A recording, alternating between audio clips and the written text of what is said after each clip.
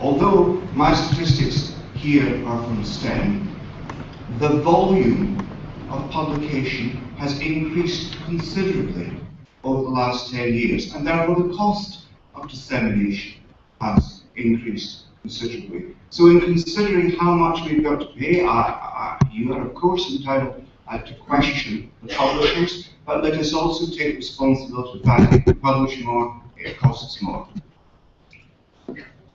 You're familiar with the traditional model for the scholarly publishing system. Our proposal incorporates, without preference, what is called the gold model, whereby publications are unlocked at the point of publication. It also incorporates the green model, where material is deposited in a repository. We've had repositories for 10 years. The take-up has not been great. You could say that the prime objective of the REF mandate is to stimulate the deposit of material in repositories, because of course the corresponding gold environment is happening now and will continue to happen.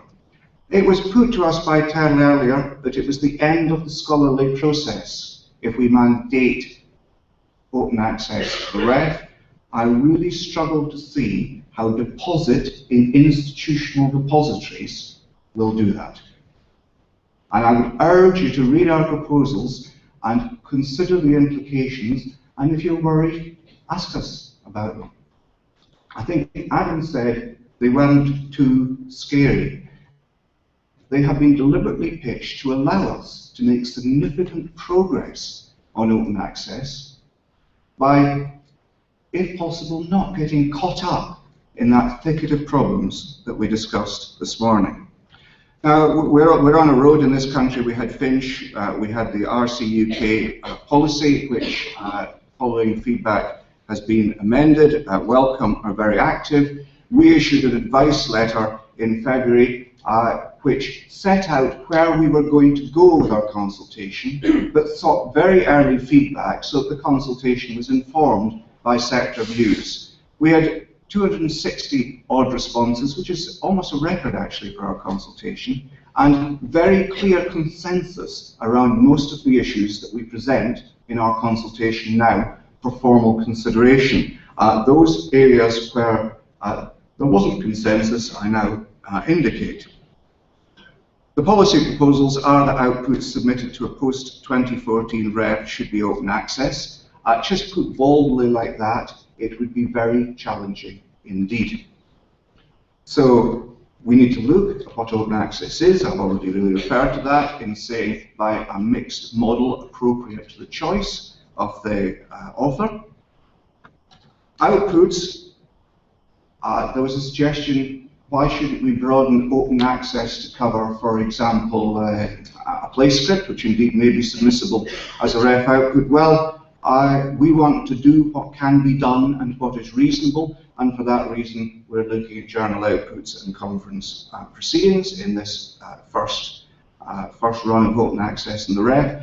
Post-2020, perhaps we'll be looking at other things. I expect we'll be looking at other things. And then exceptions, because the idea, given the complexities that were discussed this morning, that we could have a 100% compliant mandate is just clearly unreasonable to me. So how do we craft exceptions?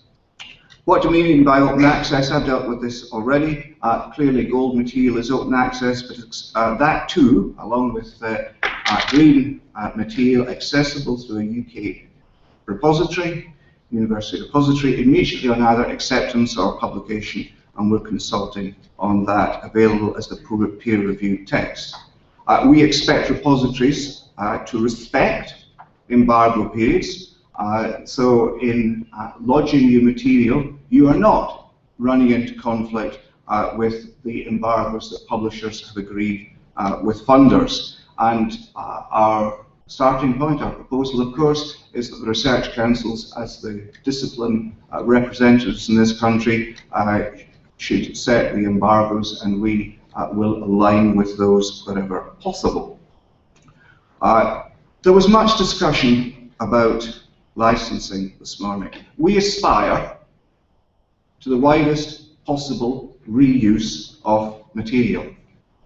If we intended to mandate CC BY, we would have said so in our consultation. We did not.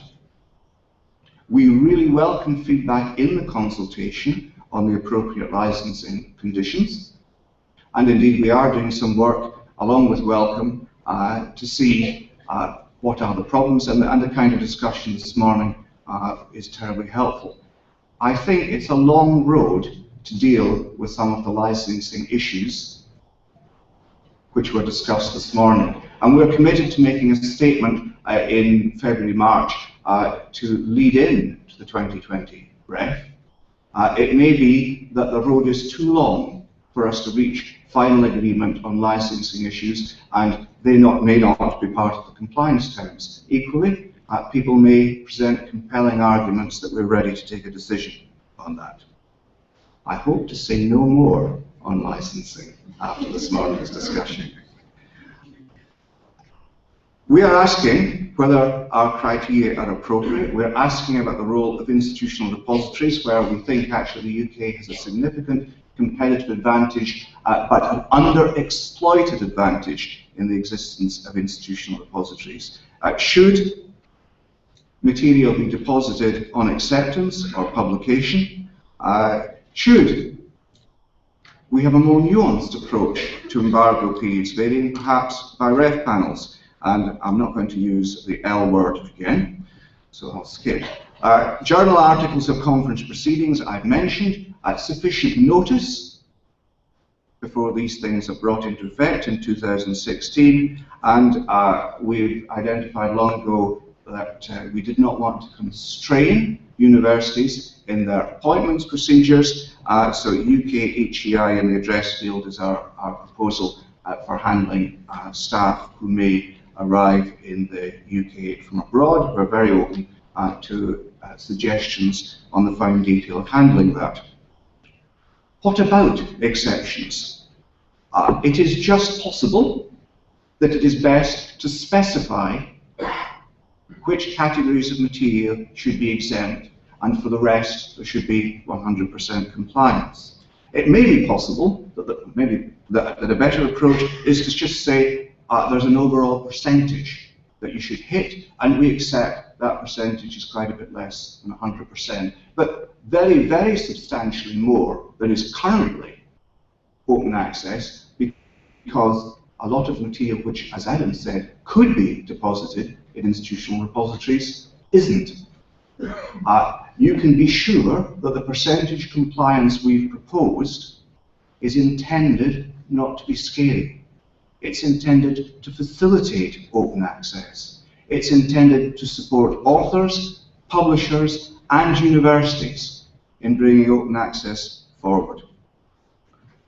Should we have a consistent target across all panels, or should we vary by REF main panel? These are details that are important to us and to you, and on which we have no settled position.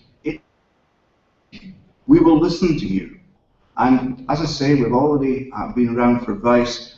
This is where we felt we needed greater clarity from the community. Can I turn to HSS tensions and just say a word about monographs? Now, monographs are exempt from our REF 2020 proposals. That's not because we don't believe in open access for monographs, just that we feel it's premature to develop proposals. We've therefore commissioned a group, as Nigel and Peter mentioned. I hope you agree with me that the monographs market is simply broken. Roxanne Missingham had an excellent article in The Conversation this week saying that, and although we have many issues perhaps with the journals market, particularly on the cost, the market is basically functioning, whereas I don't believe it is for monographs. Whenever you start talking about monographs, there's an element, almost of defensiveness, because clearly, and indeed the point was made in great fashion this morning, there are different kinds of scholarly monograph. Some which command public interest and sales,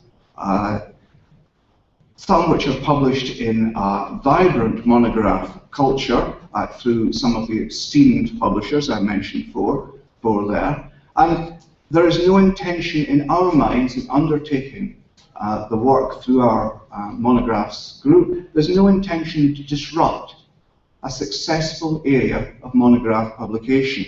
But many scholars, I believe, just can't get published by those esteemed publishers. I think even work that is truly excellent, which those publishers might want to publish, cannot so be done because there simply isn't enough money in library monographs budgets to justify publication. And I did spend quite a number of years responsible for a library budget, and we agonized about how the monographs budget was being squeezed by the serials budget. So I think open access, in my view, is an essential element in allowing more work to be published in monograph form, and our group has to take forward how all that works together. Not that we can, of course, be definitive, but as a way of catalyzing the thoughts of everyone in the community. Still here. I want to just take a slightly more balanced approach to the quote that you made earlier. Individualistic concepts of authorship that may do more to advance academic careers than collective public knowledge, which I think you referred. Can I just say, this is a real issue, and it's not so much of an issue in STEM. And I think the little bit of a fuss there was this morning has to be taken forward in constructive dialogue before we resolve all of the areas that there are around HSS publication. I think it's unfair just to concentrate on individualistic concepts of authorship, but nevertheless, we have to have a balance between that and open access as it feeds collective public knowledge. So I don't make a point of this other than to say it's attention. Nigel eloquently talked about foreign language journals, and I understand the strong case that I expect Nigel will be making in his consultation response for an exception. However, with the international mandates, I don't think we can just say overseas journals should be a complete exception. It's one reason why I personally, not all of my colleagues agree with this, I personally lean towards the percentage line rather than the exception line, because I struggle with other international funders mandating open access, with us saying that we're not going to take note of publications in international journals. And lastly, a word on academic freedom. Now, just brace yourself here and wait till I get to the end of this slide, please. I believe 100% in the freedom of expression under the law. But you don't have the right to demand a Times op-ed just to express your views. Academic freedom is constrained by what a publisher is willing to offer. That may include cost, because there are, believe it or not, people who want to publish in gold journals. There are people who think that PLOS ONE is a journal which adds luster to their work, a good place to publish. And I think we've got to accept that there will be cost limitations. There are also quality constraints. I've already alluded to that in the monographs area. It is, however, highly, highly desirable for the choice of dissemination route to be by academics, supported by publishers and funders. And that's why I see our proposals as working with publishers who will, and we're seeing this already, provide avenues to green publishing which align with the RC UK embargo period and open out opportunities to publish rather than constrain. Now, there are particular issues with learning societies. I understand that. That's why, indeed, we've commissioned the British Academy to look at some of the issues around embargo periods for HSS work. We are going to take a decision based on that research that's being done and based on the consultation comments you make around embargo periods. I would, though, remind you that journals are highly respected because of the excellent research that is published in them. The journals need the excellent research. And not all research, or so our ref panels and our RE panels said, not all research that's published in the most highly esteemed journals is necessarily of the very highest caliber. There's an interaction going on here. The journals need the excellent research. Of course, authors want to publish in the place of their choice. So there are those 5 tensions. I think we can refine our ref proposals based on your consultation input. I believe we can significantly increase the amount of material that meets our open access definition. I am confident that we will work with publishers in providing options for authors to do that. And I'm confident that in 2020 we will look back and see, with the mandates from funders all over the world and with our REF 2020 proposals, that the open access landscape is formed. Thanks very much.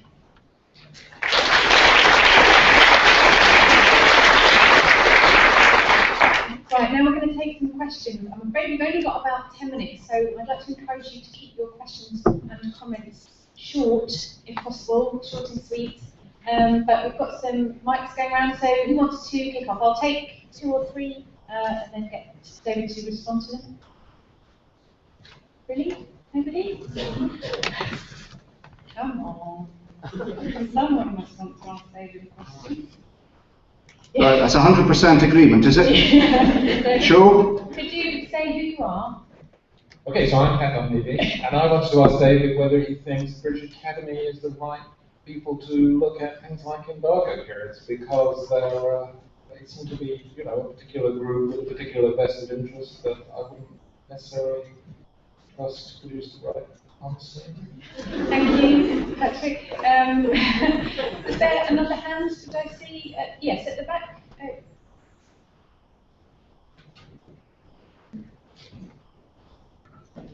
Hello. I'm just wondering whether there is any possibility of kind of reconfiguring things to allow for what really, for a lot of people, requires a transition period. And I'm thinking here of academics who are writing, but without the benefit of being funded by a research council at all, but are still finding that they're facing APC charges from publishers and want to continue publishing in certain journals for whatever reason that they want. Or they have to accept a green option, but only where publishers are allowing that green option to be actually a viable alternative. Thank you. Okay. Do you want to respond to this, David? And then The British Academy did some research for us. They shared the research questions they were answering. I have complete confidence in the PI to do that research to the highest academic standards. And I'm astounded that you suggest otherwise, Patrick, to be honest. It's a piece of research, and it's one of our most eminent UK researchers in history that's doing it. Okay, but history is taking a particular position, British Academy is taking a particular position. I just don't, on the face it seems that's a good way to go forward. We only commission research from people who take a different position. This is a piece of research work. I expect the PI himself to take no particular position, but to report the results of the research. It's a research project like any other, and I stand considerably by our PI in doing that. In terms of the author who faces APC charges, that's a transaction between the publisher and the author. I don't think the REF has anything to say about that. Inevitably, there will be publishers who make an offering to authors which the authors do not like. And really, in that case, the author has to go somewhere else. There's no requirement on publishers to offer a particular option to authors. And I don't think that it's for the Funding Council to interfere in the relations between an author and a publisher. We do say that we want open access. You can either suggest that the example you quote is one of those which should be subject to an exception, and we welcome that sort of proposal, or you can say that we should set our percentage compliance in such a way that there's scope for folk who have to publish in one way, can publish open access actually, to be able to do so. We are not intending, through these proposals, to constrain the options that are available to authors. We hope, working with publishers, to open out the options. Thank you. We've got time for one or two more questions. So there's a lady at the back there and then a gentleman down here. No, sorry, the lady at the back.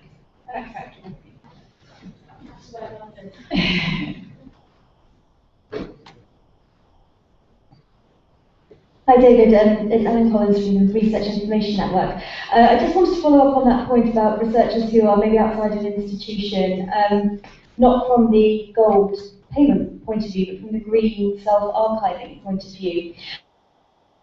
Does HEFCE have a view, or is it likely to take a view on where these researchers should try and put their work if they're not able to place it in an institutional repository where, you know, a lot of them are saying they want it to be a public space for the university's output, not particularly able to having sort of content from other people or organisations in it. Is that something you might be considering? Thanks. We'll just take this question and then answer. Adam Smith from Research Fortnight magazine. To address the criticism that HEFCE has received that the proposals conflate availability with excellence, would we expect to see a change in the name of the ref from 2020 to include that, something like, I don't know, RAFE, R-A-E-F, or something like that? Would you separate those two things out in the referendum? The panels will use excellence as the criterion in 2020, unless all of you, in the broader consultation that there will likely be before the 2020 ref, say otherwise. It will be, our intention is, a research excellence framework. All we're saying is that we want material with the caveats I've said to be published open access. It seems to me, following what Adam said, that just by depositing in the repository, most institutions will find it easy to reach our target numbers. It may be that a better approach is exceptions, in which case I think it's trickier actually to couch the exceptions, but that's why we're doing consultation. But I see in no way that the 2020 exercise won't be looking at publications on the basis of excellence. Our colleague from RIN, who I started answering, but now I've forgotten what the question was, sorry. Oh, report, yes, well, can I say, if there's somebody who isn't affiliated with the university, we have absolutely nothing to say, because it's not our responsibility. If subsequently they join a university and they wish to then bring with them publications which were published before they joined, then indeed we've got to have some detail to cover that. There is absolutely no intention, just as there was no intention to constrain the appointment of overseas people, there's no intent to constrain appointment processes at all. I do realise that has to be made explicit, but and welcome suggestions for so doing. Thank you very much. I'm afraid we're going to have to go straight into our next panel now, so thank you again to David.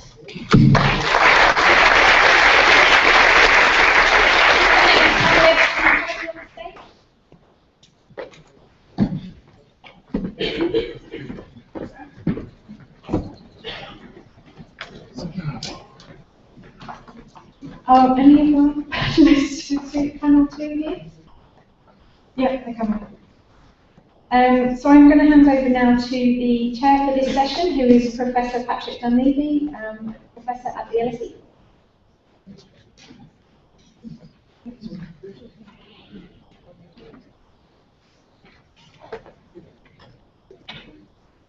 Okay. Well, good afternoon, and I wanted to give my apologies for not being able to be here this morning. I've heard I've missed a great debate in which the word CC BY occurred perhaps too frequently. So we're hoping that we won't get into any of those issues that were touched on this morning. What we're aiming to do in this session is really to think about the ways in which open access might have positive connotations for the way in which academic research is being done.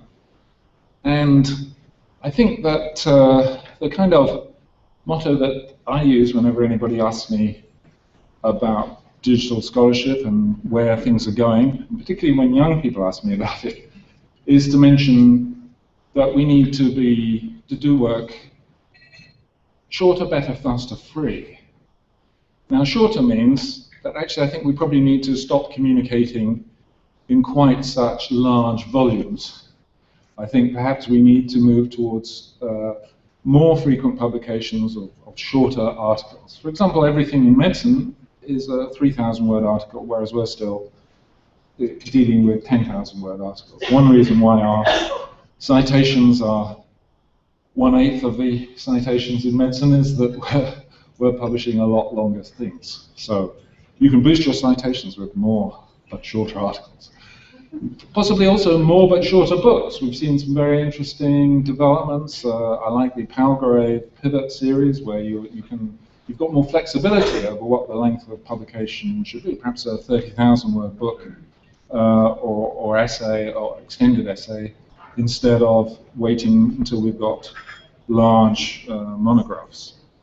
So shorter publication, better communicated, better researched, more comprehensive citations. For example, I'm often amazed at the very patchy way in which social scientists, and especially people in the humanities, cite things. So there's no obligation in these disciplines to be comprehensive. There's no obligation even to be reasonably systematic. A lot of people do a kind of taste-based citation. I like this, so I'll cite it. Other relevant work that's been done, I'll just ignore it. And I think that's an interesting thing that, in a way, open access helps to push us towards being more comprehensive, more systematic in considering literatures and citing. So, better communicated, better researched, better written. The standard of communication, certainly in social sciences, of which I have detailed knowledge, is often hideous or lamentable.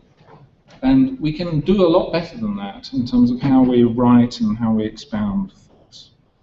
Faster, well, speaking as somebody who's just waited 2 years for a paper to go from being available online to being published in a volume in an issue, I can say with great authority that our whole publication process is littered up with completely unnecessary stages of publication that delay dissemination and so on. It takes 3.5 years to publish the average journal paper in economics. That is pretty ridiculous. By the time you get to the end of that, the publication becomes a kind of tombstone. It celebrates where the controversy was 4 years ago. And finally, free. And free is very important in terms of speeding up the access.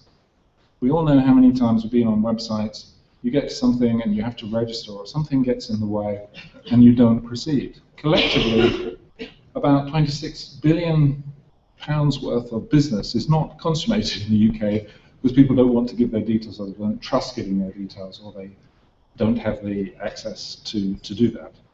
So I think we can really speed up universities' impact on the wider society. We can speed up our own research so that it fits with a much faster publication dynamic, and we can become much more timely and more relevant.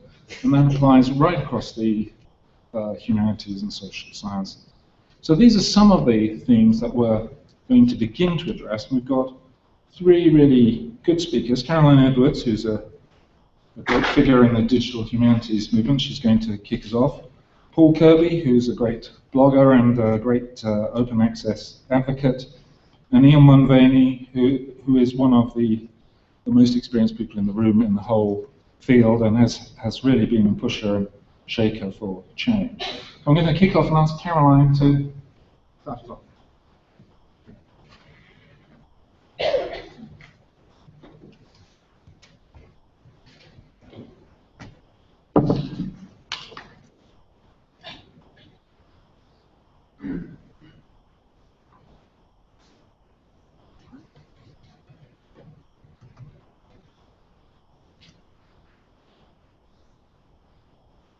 So spot the Mac user from current slide. I think I can do it. I can do it. Thank you. Thank you for the introduction.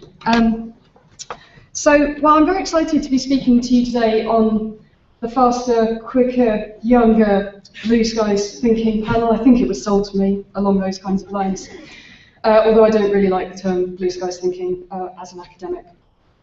What I'm going to talk to you about today then is, as quickly and concisely as I can, the Open Library of Humanities project that I co-direct with Martin Eve, who was published in that British Academy Open Access publication that was mentioned earlier today. And I'd like to think a little bit about what open access means for the humanities as a discipline, and perhaps some techniques and strategies that we could borrow from the sciences, where open access has a slightly longer and more prestigious tradition. So to start us off then, I'm not going to say very much about open access definitions. I don't think we need to rehear them. I just wanted to pick out two things from the Budapest Open Access Initiative statement that I would like to kind of draw out in some of the things I'm going to say today.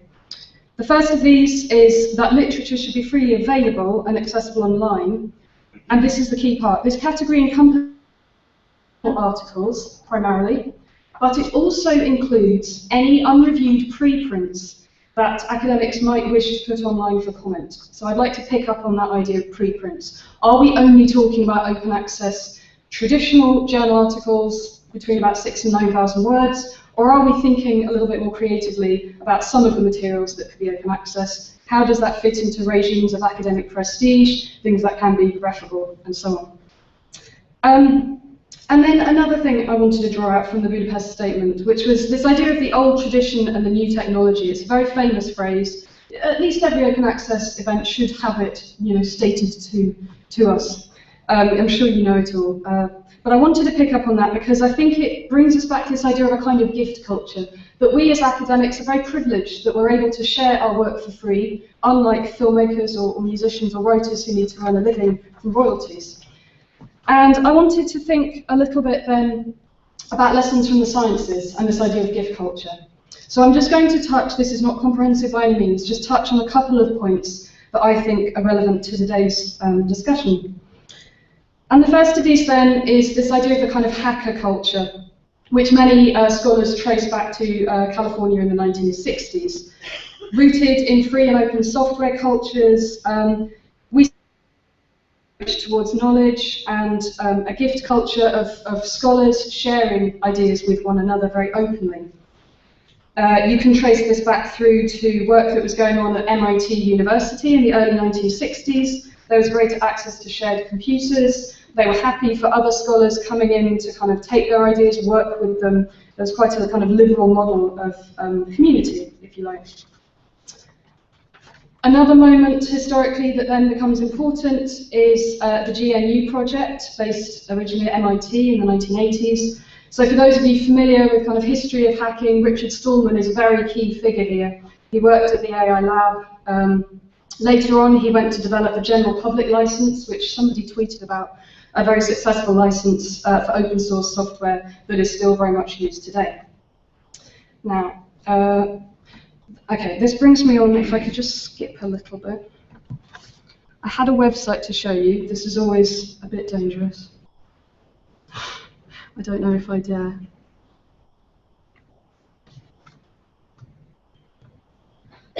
Now, the reason I'm attempting to show you a website on the internet is because there's a project that we're involved with at the Open Library of Humanities called Open Access Toolset Alliance. Is this working? Open Access, okay, brilliant. I wanted to draw your attention to this. It occurred to Martin and myself when we were asked to speak back in July at the British Library at the Open Access Monographs Conference for HSS, that there are so many exciting open access projects, and we should really be kind of drawing resources and sharing ideas with one another. So I think you could see this as coming out of that kind of liberal gift culture that the hacker community established in the computer sciences. This particular project then is about sharing code, computer programming, opening up code so that, and hacking code to pieces so that all open access projects can use it under the GPL license. And I think that's an incredibly exciting opportunity because it means that anybody who wants to do an open access journal or some kind of project can have immediate access to the kinds of software that they're going to need to use. So that's a very important thing to say. Now, if I'm able to skip back again, which I'm probably not. Sorry, do you mind if you put it back on the PowerPoint? I wanted to touch on the third point that I had on my slide then about lessons from the sciences, which is that one there, thank you, is archive. So many of you then may be familiar with archive. It was a project that was started up by a physicist called Ginsberg in 1991. It was a means of circulating scientific papers prior to publication. So initially the repository was building an electronic repository of preprints. And I think this connects back to that deliberately open phrase in the Budapest Open Access Initiative statement, that it could be pre-published material. I find it interesting actually that this project predates the internet, that physicists, sorry I should say it was maths, physics, astronomy, computer science, kind of core STEM subjects, that scientists were sharing their work on sort of informal professional email networks. And they wanted the feedback from their colleagues and their peers or their esteemed senior colleagues before they went to publication at the journal article stage. This raises several interesting questions for humanities scholarship, to my mind. Firstly, you'll find people saying that in the humanities, we're much more anxious, perhaps, about circulating material prior to publication. We don't want the world to read it until it's in its final finished form. Not that we don't want sort of feedback from our colleagues, but we're worried about putting it out there online before it's been typeset officially and it's been published in the right place. I'd probably say two things to this. The first is that we go to a lot of conferences. As far as I'm concerned, as a humanities scholar, conferences are where we deliver working papers in a public forum to our colleagues, which, thanks to things like Twitter, are now then spread to the world. So your ideas are already out there, seconds after you've said them. And conferences where, I think that's a wonderful thing. It's absolutely the lifeblood of the humanities disciplines to have conferences, to have that face-to-face contact, and to receive feedback from our peers. The second thing I would say about the archive project and how that might relate to the humanities, this is a journal that I've set up and that I run with Martin Eve called Alluvium. And just to give you a quick overview, I'm not going to risk trying to go back on the internet, that's just a screen grab from our recent publication issue that came out a couple of weeks ago. It's a short form journal, it's completely open access, it's actually run through WordPress, not open journal systems. It's not the only short form scholarly journal to be run through WordPress, there are a couple of others that I know of, one of which, what's it called? Flow TV, which is run out of in America by postgrads. When I say short form, the articles are about 2,000 words. We publish every 2 months at the moment. And this brings us to a very interesting question about peer review. As it currently stands, Alluvium is not a peer-reviewed scholarly publication. But as the editors, we reserve the right to work with authors and keep suggesting they make revisions if they need to, until the work is ready. And as editors, we both do a lot of peer review for journals anyway, in other parts of our life. So I think there's an interesting question to be raised about the fact that although it's not peer reviewed, as editors, we have lent our name to this journal in the same way that you would if you were to curate a special issue of a journal, perhaps. The fact that you put your name to those articles and your reputation to them signals, that it's not an anonymous process. Currently, it's quite a few early career researchers are publishing in Alluvium, as well as established and distinguished colleagues in the field. And what I found really interesting is that from feedback from the authors, they've relished the opportunity to just write a short article. It's only 2,000 words, not 9,000 words. They often write on new topics, so it's becoming kind of almost like a series of working papers. And through the WordPress very interactive format, there are comments functions, and we've had some very lively debates after after each article. It's tied in with social media, with Twitter, with Facebook. And from the feedback, we've had some authors who are writing about quite well-known academics who pick up on Twitter that someone's been tagging them and then go into the article, read it, comment on it. We've had debates about what we might be able to teach. Could somebody develop a new course on finance and high finance and fiction, for example, when we did a special issue on Margaret Thatcher recently. So this comments function, I think, offers a really interesting opportunity, and I'd like to suggest that this, in some ways, is picking up on the idea of archive, the physics, maths, computer science repository, where people are circulating preprints. Because some of the authors who publish in Illuvium, then, from the comments and the debate that they've had, they go and write up the full version article, and they send it to a traditional publisher. So I thought that was just worth mentioning to you as an alternative way that we might think about publishing through open access.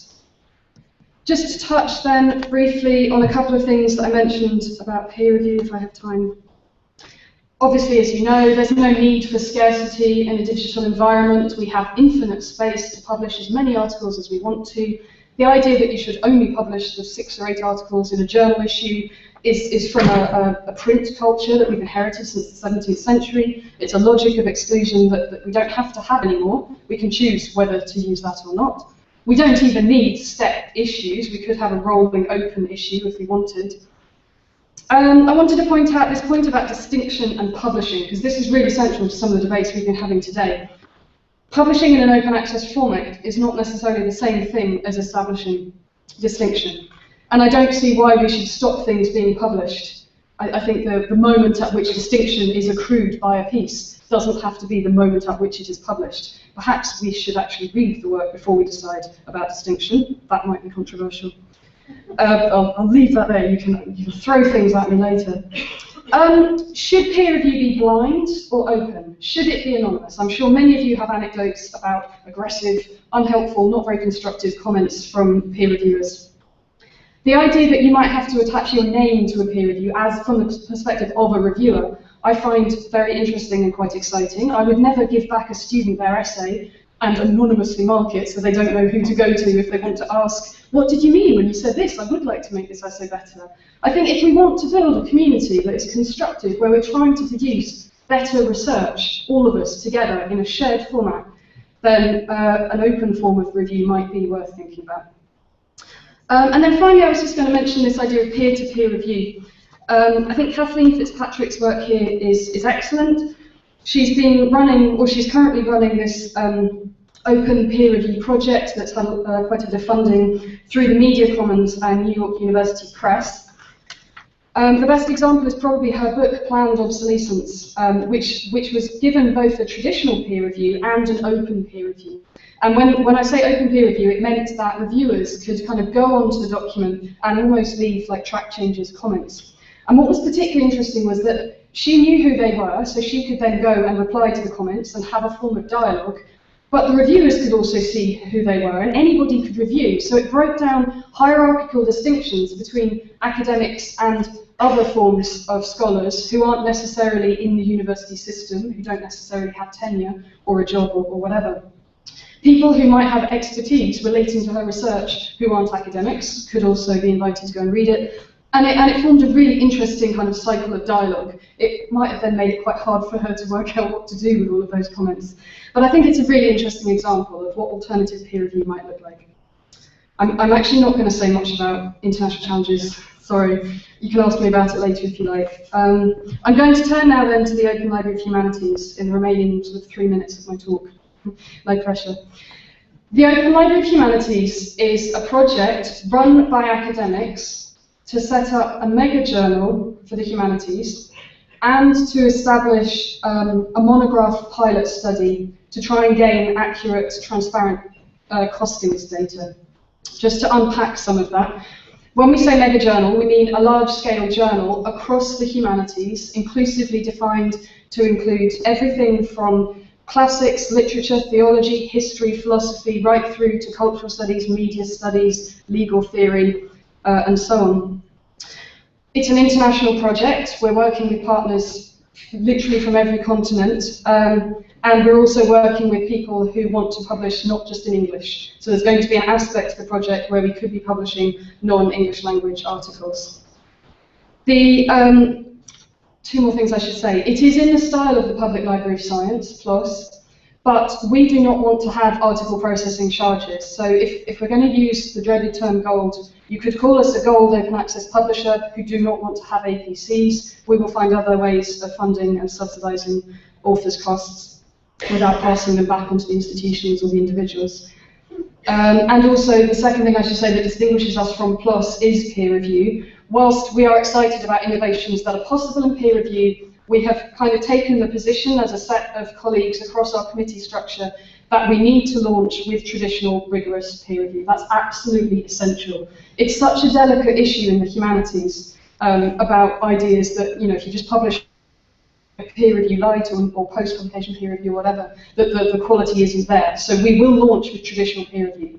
Then perhaps after a few years, you know, if all things being well, we can then address those questions. So we're starting off in a relatively traditional format. Just to give you some outline of the project then, I mean, and I'm delighted to see some of our colleagues in the room today, which is always a pleasure. We're working with a very high-profile number of individuals and organisations. We have people who are working with us who come from the British Library, from UNESCO, the Public Library of Science, the Open Project, JISC Collections, the Modern Languages Association in North America, professors at Harvard and Stanford, people at MIT Press, the Institute of Historical Research based upstairs, the Public Knowledge Project. We are working with some of essentially the biggest and most influential players in open access publishing today. That was quite a deliberate strategy on our part. We very much wanted to invite the expertise of people who have been working, campaigning, building tech, doing open access for decades now, essentially. So we thought it was very important to have a sort of consensus, to have an open, community-grounded, academic-led, and not-for-profit publisher. So I suppose, since I think my time is probably just about up, I'd just like to kind of end with a rallying cry. It's really important that we have projects like this, not exclusively this, where academics are taking back some agency for themselves. We are working with publishers as well. I'm not denying that publishers are important. Obviously they're important. We still value them. But I think actually academics can experiment with these kinds of projects, and that there's a lot of exciting potential, and that despite some of the kind of hesitations around open access and how complicated building policy is, as we've heard today with the hefty consultation, there are academics among us who are actually just doing it. We're building it, and please, you can go and visit the website, and if you'd like to get in touch, we would love to hear from you. So thank you very much for your time.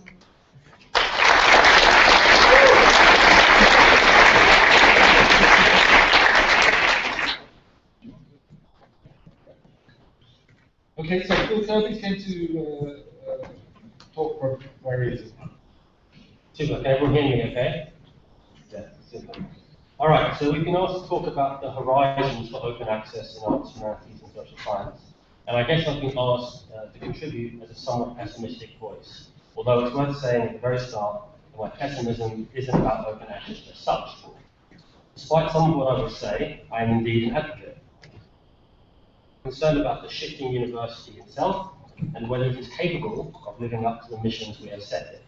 And it's about the people who work and learn in those universities and the things that are to be done to them for the native necessity. To that end, I want to talk about three different kinds of horizons. The horizon of possibility for the idea of the public university, for the social value of academia, political discourse, and for human understanding. But also the horizon of foreboding regimes of productivity and commercialization, of defunding and disenchantment, and of academic labour. And then finally, the horizon of action, how we get from here to there, and what we should demand of ourselves and others in the process. Utopia and the dystopia, if you will, with a hint at strategy. Throughout, my assumption will be that what we seek is not just openness, but also vibrancy, sustainability, and a serious program of research funding adequate to the world we find ourselves in. In other words, an equitable and affordable system of public knowledge which is open at source. For some of the reasons already given today, the compromise between openness and funding has left us in the UK with something of a digital damp squib. But given that, what are the horizons of progress? Although arts, humanities, and social science academics now have much less to fear from open access, there is nevertheless continued resistance to the very idea and sometimes surprising quarters. I want to stick simply to the big picture here. Essentially, that many academics still need to be convinced that there is any public good at stake in openness. It is said that research is too esoteric, too specialised, too long for anyone else to care about. On the contrary, an open future is beneficial both for all academics and for an educated public. For all academics, because it is often forgotten that journal subscriptions are not a universal privilege. Like other resources, they strongly track existing inequalities. Students and teachers from poorer institutions are already deprived of what their better-heeled colleagues take for granted. As soon as we begin to consider those inequalities in relation to the Global South, the effect of a comfortable provincialism becomes rather stark. Moreover, there are many graduates, former doctoral students, and ex-academics who are clearly capable of understanding the material produced, but who are excluded from the conversation as soon as they lose their university email address. When it comes to the educated public, many academics likewise feel that there is simply no demand for their work, no army of excluded readers eager for the latest findings. This is warranted insofar as open access alone cannot create a general intelligence from knowledge. It is also clearly the case that the vast majority of academic material will not be of interest to the vast majority of citizens, but this does not an argument against openness make. If we take the example of an innovative cardiology article in a medical journal, there may indeed be nearly no one capable of understanding it who does not already have access to it. But we might just as well choose a counter-example. Consider an article, and I have a particular one in mind, published in one of the top 5 international politics journals on the effect of NATO's bombing of Libya. Not a technical treatise laced with jargon, but a long, steady, and detailed look at the consequences based on well-sourced evidence. Would this kind of article get an audience and achieve a resonance many times greater than would be the case if it was restricted only to academics at subscribing institutions? I would think so. On my corridor alone, I have colleagues who work on HIV/AIDS as a security issue, on the politics of humanitarian intervention, on climate change as a source of conflict, on the state repression, on citizenship in post-9/11 America, and on the politics of global finance. I do not say that their work is more valuable than others, and I have no interest in appealing to the impact agenda on this point, but we are clearly dealing in all these instances with pressing issues of global concern. Does this work deserve a wider audience? Yes. Would public debate be improved if journalists or campaigners or curious taxpayers occasionally read some of it? Yes.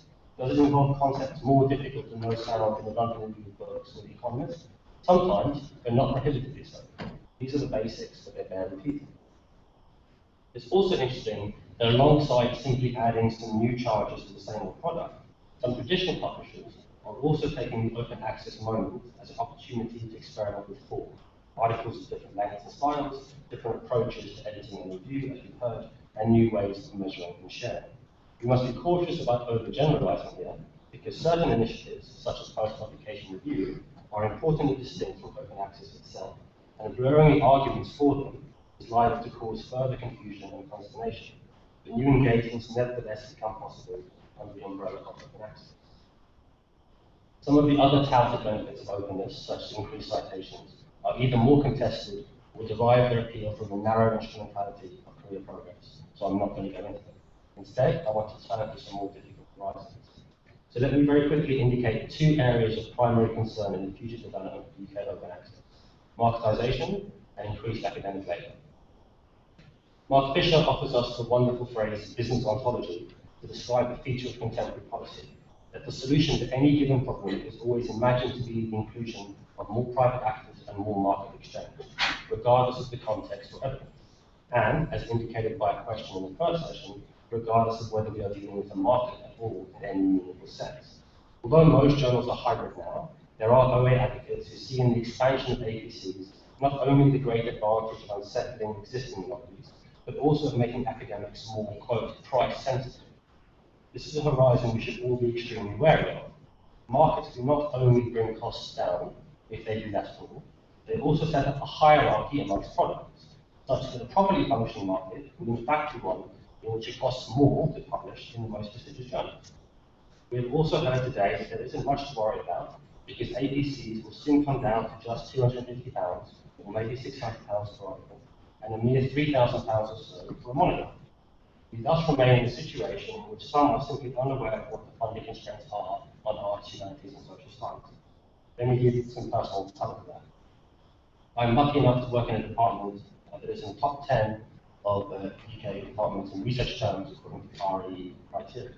I'm expected to publish a peer-reviewed article book at least once a year, about once a year on average. Is indeed a probation requirement I do so. It's also just about what is expected from me for REF notes.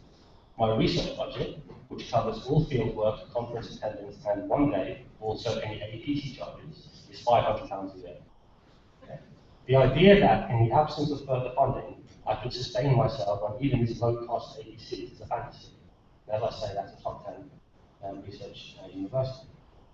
Hence the salvation of green. Now, the reply to this is usually that it won't matter, because in a properly open access world, the good stuff gets read, no matter how or where it appears. This seriously discounts both the reputational economy of academia, which is not whether your words appear somewhere, but whether you get a serious research job, and also the baseline constraints on reading time. Altmetric solutions, while better in many ways than the dreaded impact factor, are no silver bullet here, and in fact fit rather too smoothly with an agenda of relentless quantification and performance assessment, and so to academic labour. The gold-green open access world only works if subscriptions fall, and it is only a boon to world-leading research that saved money is ploughed back into research itself, rather than just subtracted from budgets, moved into marketing, or redistributed upwards. There is good reason to doubt that anything will change on these fronts before around 2020. Indeed, since subscriptions are unlikely to respond directly to increases in either green or gold, it is perfectly possible that costs will in fact increase, at least in the short term, especially since there is nothing at all in policy to prevent prestigious journals from going gold only once they feel more comfortable in the new environment. Now, Jonathan Gray spoke earlier today of the need for public interest policy making, and I endorse that sentiment, but I have no confidence that this is what we are likely to get. The record of this government, like those before it, is not strong on this point, but it's mild. Ultimately, this is a political claim about the kind of university system we have, that we are scholars of arts, humanities, and social science, and so we should not flinch when analysis of power is required. Indeed, government policy is to extend the openness of academic work to business and other use, whilst at the same time defunding those who produce this work. Social goods without social investment. So if we're going to talk about publishing in terms of the social contract, or even in terms of gift culture, there's no way not to consider what is happening to the funding component. And more than the funding component, the whole ecology of increased precarity, increased teaching and marking loads, decreasing research grants, decreasing paying pensions, and a discourse that is able to characterize rational responses to the REF set by government as the equivalent of medical malpractice. I wasn't expecting to have to speak so much about some of the issues that arise from gold, but I've been frankly a little bit surprised that so many today still seem to see an APC gold route as the way forward on openness. Now, the result of all of this may well be simply to increase academic labour, because the tempo of publication will not lessen despite there being less money in the system for it. Because running non-commercial journals with low APCs in the absence of that funding will mean more voluntary work, likely plus the PhD and early career levels, and because invocations to be more open will lead to unpaid work on new open ventures. Neither the pressure of marketization nor the pressure on academic labour are unique to open access. Indeed, I want to stress that we can achieve open access without them. But given that these are the forces increasingly ascendant in the contemporary university as a whole, the path may well be further twisted by their influence. And so finally, to the horizon of action. These dangers, in my view, in large part arise from the same originating flaw, which is the privileging of the current journal system within triple onwards. By not destabilizing the quote complex journal ecology that benefits private companies, open access has from the start been skewed in a particular direction. It has left us, as Daniel Allington has recently put it, with the sheer lack of alternatives. While acknowledging that it's partly a question of learned society, what we seem to have lost is the possibility that more research could be open at a lower overall cost to both individual academics and libraries.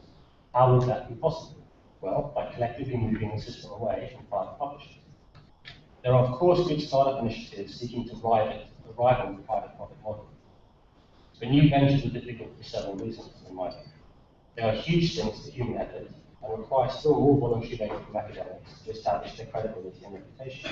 They face direct competition from existing journals, which can access more resources because of the voluntary editing and reviewing work provided by our own colleagues. And they face a steep prestige slope in the economy of reputation. It would not, for example, be smart for a PhD student to send their excellent first article to the newly established open access venture rather than the kind of journal that would catch the attention of a higher committee. there is, in other words, a collective action problem to be faced. Along the way, whilst we've been arguing about the distribution of green and gold and the relative costs of APCs, the critique of profiteering so important to the open access movement has slipped away. Ensuring that open access is what it purports to will require the rejuvenation of that critique and close attention to what arrangements come to govern publishing and to the politics of academic knowledge and practice. In my view, we thus need to think more structurally about how to create a journal system that is A, pluralistic, B, high quality, C, cheaper, and D, more open. My contention is that bringing the journal back inside the public goods logic of the university, with all the disruption that may cause, for example, to learned society, is the way to achieve that. The positive potential is therefore substantially, although hardly exclusively, in the hands of academics, not as individual buyers and sellers of intellectual goods, but as collective agents. Now, given the state of dejection in the sector, this sounds fantastic, but it is no good saying that these arguments will not wash with governments or with taxpayers or with snipers at the ivory tower. If we are serious about both open access and about the public university, it is our job to make the case, to carry the argument, and to organise the resources needed to bring that about. Thank you.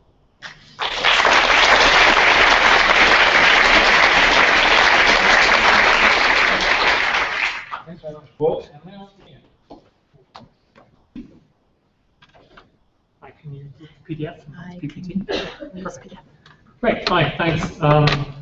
Yeah, I'm going to talk about this. My name is Ian Mulvaney. I'm head of technology of a journal called eLife. I'll just start with a couple of brief words about the journal I work for. We're an open access journal in the life sciences. We're supported by 3 of the world's largest private research funding agencies. We've assembled a panel of some of the best researchers and experts in their field, evidenced by the fact that about a week and a half ago, our editor-in-chief was awarded the Nobel Prize in medicine. We're fully committed to open access. We are equally concerned with trying to understand how to make open access work throughout the whole scholarly infrastructure, as well as make it work well for our authors and promote them in their careers and their successes. I am going to just take a short detour to just explore access. This isn't really germane to the core of my talk, but it's from an awesome paper, so I'm going to talk about it anyway. So what about the cost of open access publications? This is from a review of about 1,000 OA journals. For the vast majority, it's not that expensive. Most of them are clustered at the cost of 0. How about cost versus quality? This paper by Jevin West et al. They looked at the flow of citations into those journals, weighted on the metric of the network position of those journals according to the relative disciplines, and then looked at that by price. So there's a bit of a trend. You pay more, you do get slightly higher quality. But way over on the bottom right, you'll see that there's a very expensive journal that isn't doing very much for you. So if you end up publishing that one, they could do a better job. But then way over at the left, there are loads of examples of free journals which are doing an awesome job in terms of producing high quality work. And they've got a tool that you can explore the entire literature. You can check out your own discipline, see what journals are doing in your discipline for that kind of quality, and I've got a link to that at the end of the talk. Okay, so yeah, I mean, I'm definitely a big proponent for open access. I do believe that it can help towards the creation of a more open society, and that is going to be beneficial to everybody. I understand that the topic of open access can be quite emotive, that some people in this audience might feel that it's a bit of a problem that they need to try and deal with. I would like to invite you to think of it less of a problem and more of a puzzle. If you can understand how that puzzle operates, I would propose that there are potential benefits to you both professionally, personally, and society at large. And I hope over the course of the next few minutes to try and give some examples. So, in much of what I'm going to talk about today, I'm going to be voicing opinions of kind of, well, attributing to Cameron Nalon, not exactly stealing them, I agree with him. Yeah. And so in this, he's got this very nice model of what is the probability that your work can have impact? Or what's the probability that work that exists in the scholarly space can help you solve some of your problems? And he says that it's a ratio between the intrinsic interest that the work has to someone else, divided by the friction involved in using or getting access to that work, multiplied by the number of people that you can reach. And the thing about that interest is it's a fixed quantity. It's intrinsic to the work. But you can work to minimize that friction. You can work to minimize that friction in terms of people getting access to the work, in terms of how it's formatted. Open access clearly has a role to play in that. You can work to maximize the number of people that your work can reach. Again, open access has a role to play in that too. So what does a world with less friction look like?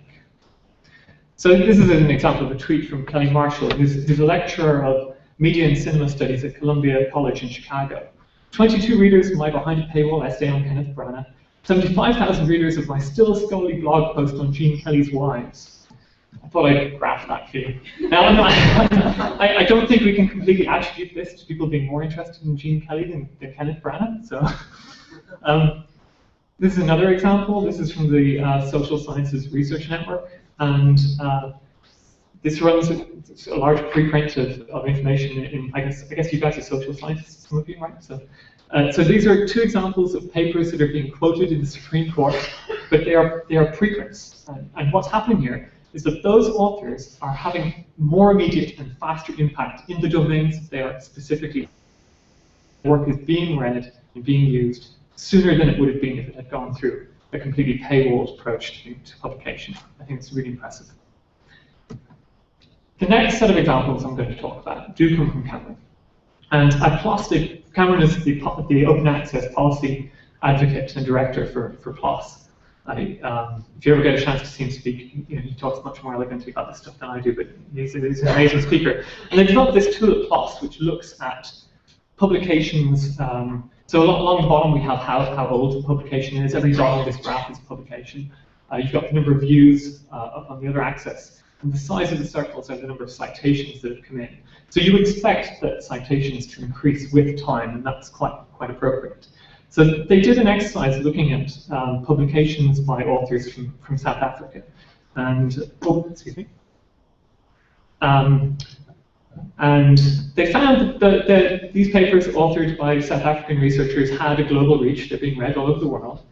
But in general, there wasn't much of an audience within South Africa for those papers. Closer, they did find a couple of articles that had readership in South Africa. This is an example of one, the relationship between intimate partner violence, rape, and HIV among South African men, cross-sectional survey. Didn't have hugely high views. It didn't have very high citation counts for its age. It didn't stand out as an outlier in this kind of analysis. But this is an example of actually where all metrics can help. Because of the systems that we have in place now, they were able to see the kinds of conversations that were happening around this research. And they were highly relevant interactions. They were being picked up and retweeted by rape prevention crisis centers, consortia who were trying to work to prevent sexual violence in South Africa. And they were mostly being driven by this researcher, who had picked up on the work and was disseminating in her local communities. And Cameron was able to engage her in a conversation to ask her about how that happened. And in the end, she said, having sources like PLOS opens the scientific field to wider audiences who would generally not know or be able to access that content. And the fact that those kinds of organizations on the ground were able to take this work and disseminate it into their communities is real scholarly impact, which can happen in a world where there's less friction to get access to this kind of content. I'm going to make a few words about data. I think data is important. I think we should open up data. I'm going to just sort of say three things about data. I think one reason why make a good argument for opening up data is that it can help bring transparency to the arguments that people are making faster and sooner. And a good example from this domain is the very famous paper that came out earlier this year by Reinhardt and Rogoff that looked at the correlation between debt and growth in developing nations. And a grad student from UMass asked to see the data. After several months, they finally sent him over the Excel file, and he discovered that they had completely screwed up. They completely missed some cells in their data. Now, those kinds of errors happen. They happen. That's okay. The problem in this case was that their conclusions had been taken up and had great impact for a very long time without the real substantiating data and evidence being available. And had that been available early on, to publish a formal retraction and getting into those kinds of arguments could have been shortcut. So publishing data is a good thing. This is another piece of evidence from 2011. The important part here is that the bar on the right is higher than the bar on the left. So papers that make their data open in the life sciences get more citations, probably because they're more useful. People can use them, and if they're using them, they're going to talk about the evidence they used, and so they're going to cite the data. Unfortunately, the amount of data sharing, even in sciences, is still relatively small, but there is compelling evidence that it can be beneficial to you if you do so. I have one word of caution about making data available. This is an example of a researcher who wanted to look at American bullfrogs and map them globally. He pulled down about 14,000 records, 65 different data licenses applied, even though the data was, quote unquote, open. 75% of the data licenses were restricted in some way in terms of reuse. So if you are going to make your data open, please use CC0. I mean, yeah, CC BY, I'm sorry, that's yesterday. We should all be moving to CC0. I'm not interested in licenses anymore. We should just have a waiver of our moral rights to the work. That's definitely the way forward. Okay, a few words on sustainability. This is Jeffrey Schnatz, who is the professor of Roman languages at Harvard. He recently published this work on digital humanities through the MIT Press. It's available for free online, but they use a paid-for print version that's been working very successfully for them. Much of his career has been built around working in an open access environment. I asked him about that. He says, I would say that I've operated within an open access publishing world without much difficulty over the past years, though with the caveat that the open end of the spectrum is just that, one end. At the other end are publishers still tugging at our sleeves and insisting on varying degrees of restrictions, but the trend line is moving strongly in the open direction. Hooray. The Californian Digital Library are doing something very similar with the Mark Twain project. They've created this beautiful online interactive way of examining those texts, but they use an offset printing service for people to purchase physical copies, and that's a self-sustaining model. So there are examples out there where this is. Right, so this is a session about the future.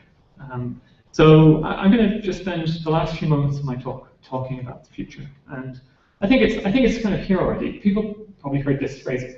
I was going to put it in, and I was going to take it out. I'm kind of bored of it, but the future is here already. It's just not very evenly distributed. So what this might look like in your discipline is how would you solve the most complex jigsaw puzzle that you can imagine. Now, you'll have to excuse me because I don't know how to pronounce the next thing I'm going to say. But there are these fragments of archaeological documents called the Oxyrhynchus papyri, which were discovered outside of a town somewhere called Oxyrhynchus. And there are thousands of these fragments, and scholars have been working laboriously over the last 100 years to piece them back together, and it's really difficult. They're fragmented and tiny, but what's happened over the last year is scans of these have been made available and put into a project called Ancient Lives, where anyone in the world, any member of the general public, can log in and start just using pattern recognition to identify characters. And over the course of the project, so far as it's been live, millions of transcriptions and translations have happened, contributed by tens of thousands of members of the general public.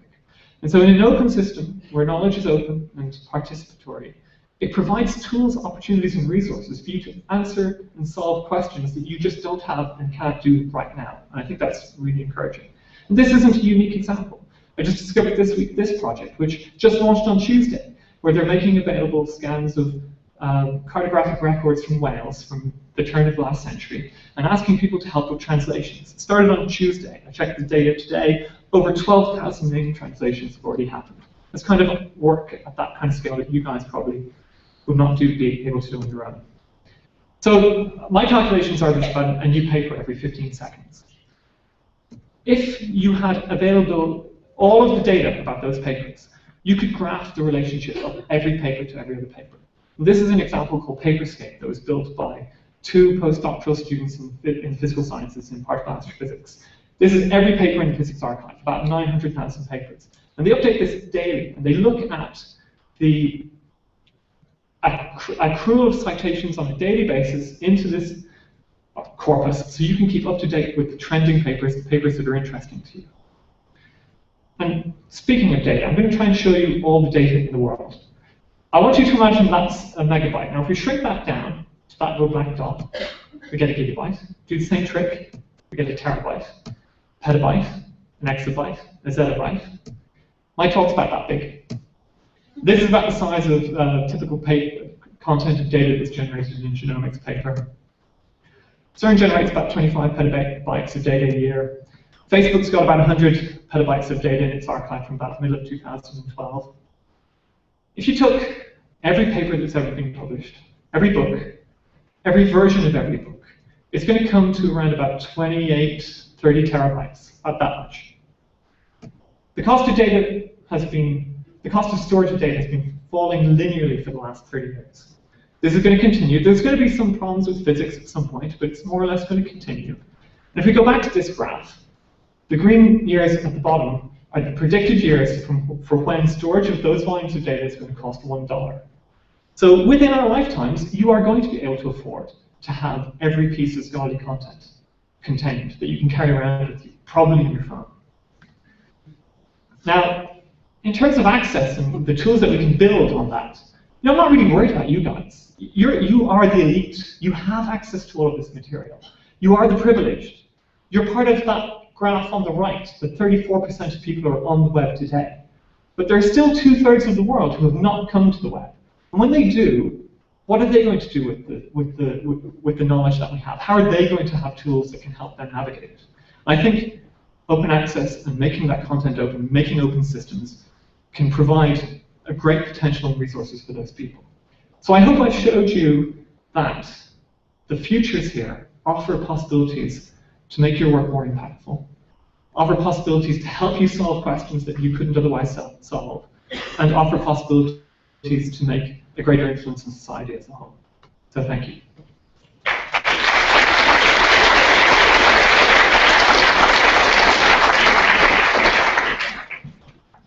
Okay, well, thanks very much indeed, Ian. So now we move to queries and questions, and we've got a pretty fair amount of time. So let's just see if we can collect some queries and questions. And ideally, we'll take 2 or 3.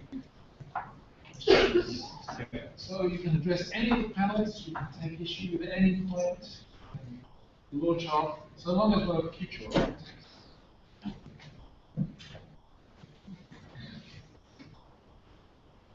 Yes.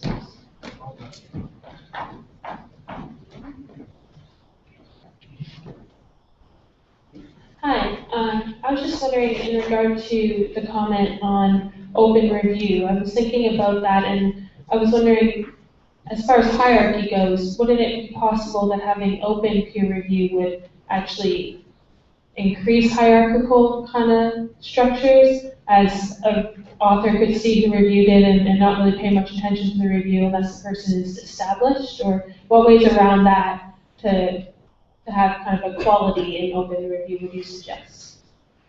Thanks. Good first question. Question over here. You're not running. Can you say who you are as well? Sorry. Yes, this is William Sinclair. I'm an academic but also an open access publisher. I think it's very refreshing this afternoon because what tends to hang over many of these conferences is a sort of sense of it being a corporate state. You know, that the government has to do something, has to call in the stakeholders, the publishers, the vice chancellors, and somehow they all have to agree things and write documents before anything can be done. And if we wait for this corporate state, you know, to write all the documents and everyone to respond, we might wait a long time. And what was very refreshing about this afternoon is that we've had stories people just go on with it. You know, the future is here, it has happened, and there are models which are working, which don't depend necessarily on funding. People don't really have to be paid to read a book. I mean, in the Republic of Letters, people didn't separate their intellectual life from their ordinary life. The two went together. And so, hooray, let's get on with it. The second point I would make, however, is that who's going to give a lead for those who agree? And we can't really expect young people necessarily to put their careers at risk if they're looking for their first job. So it has to come from those who are already leaders. And I've been to several conferences recently, and this is the third, where the leaders of the field are actually encouraging young people not to go for open access because they say it will hold them back. Now, the young people are the ones who are going to be living in the future that we've heard about in 20 years or more. And to tell them now not to risk anything is, I think, giving them bad advice. It should be the gradients we should be setting the rate. Okay, thanks a lot. Can we have maybe one more question? Yes.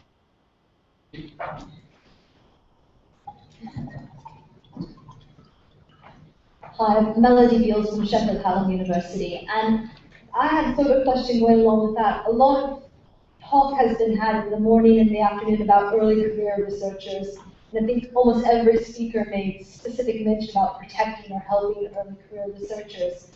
And the idea of embargo really kind of bothers me and a lot of my colleagues. They are, and I'm glad Paul brought most of these fears to the fore, very concerned about publishing in specific journals that will be seen as prestigious or helpful for their career. They will be the ones that get their CV noticed on job applications. And even with green archiving as opposed to gold publishing, there may be a 3 or 4 year embargo on those papers. And 3 years is a long time for an early career academic to get their work out.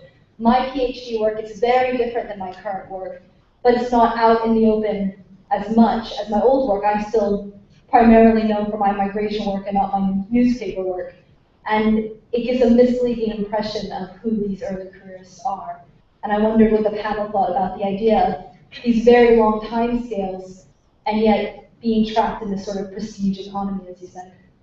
Okay, well, let's go to the panel straight away with those two questions. The first one was about, would open peer review not lead to people sort of sifting the quality of the, or the perceived reputation of the reviewer and only responding to the important people and ignoring the small? More or less the argument. There were some comments about the Republic of Letters. I think it's a very interesting analogy. I've written a paper called The Republic of Blogs, which is all about the similarities between trends now and trends in the 17th century. And the last one was about early career researchers. Let's take the first two. Ian, did you give a view on open peer review? I'm in the fortunate position of having views on almost everything. So, I'll talk a little bit about our experience at eLife. I don't have a solution for you, but I can tell you what we're doing, what we're trying to do to make that happen. We don't have completely open review. We publish the reviews, we publish the decision letter, we publish the author response, but we don't have any reviews. We did ask our editorial community, and we did try to push them towards that. They stepped back, so we weren't able to do that. But we do publish the name of the person who's the managing editor. I think we have thought about that a little bit in terms of how do you then get credit to those people. So we make every decision letter and every author response stand on its own because they have their own independent DOIs, which influences people more to possibly make them more likely to be citable. So you want to make sure that people are getting credit for that work. It would be nice and ideal to suggest that people could just look at the work for itself. I think there will always be some aspect of a reputation economy going on. What we do with our reviews is we only have one review that goes back to the author. We could take the 3 comments from 3 reviewers and they're merged into a single decision letter. So there isn't necessarily one strong authorial voice on that review. And the reason we do that is to try and prevent the third reviewer problem, where there's some kind of review that comes in that is completely at odds with what everyone else thinks about the paper, and it'll work on that collaboratively. So I think the single most important aspect, though, is to make sure that those reviews can be given credit. And so if you find that there is someone who is low in the hierarchy, but is continually getting better credit for the kinds of quality of the review work they do, that can shift balance in how they're viewed in that ecosystem. But it's a really tough one to crack. I don't have an easy answer beyond it. What was the second question? It was about... well, let's just go to Caroline on this first question. The point about hierarchy and open review,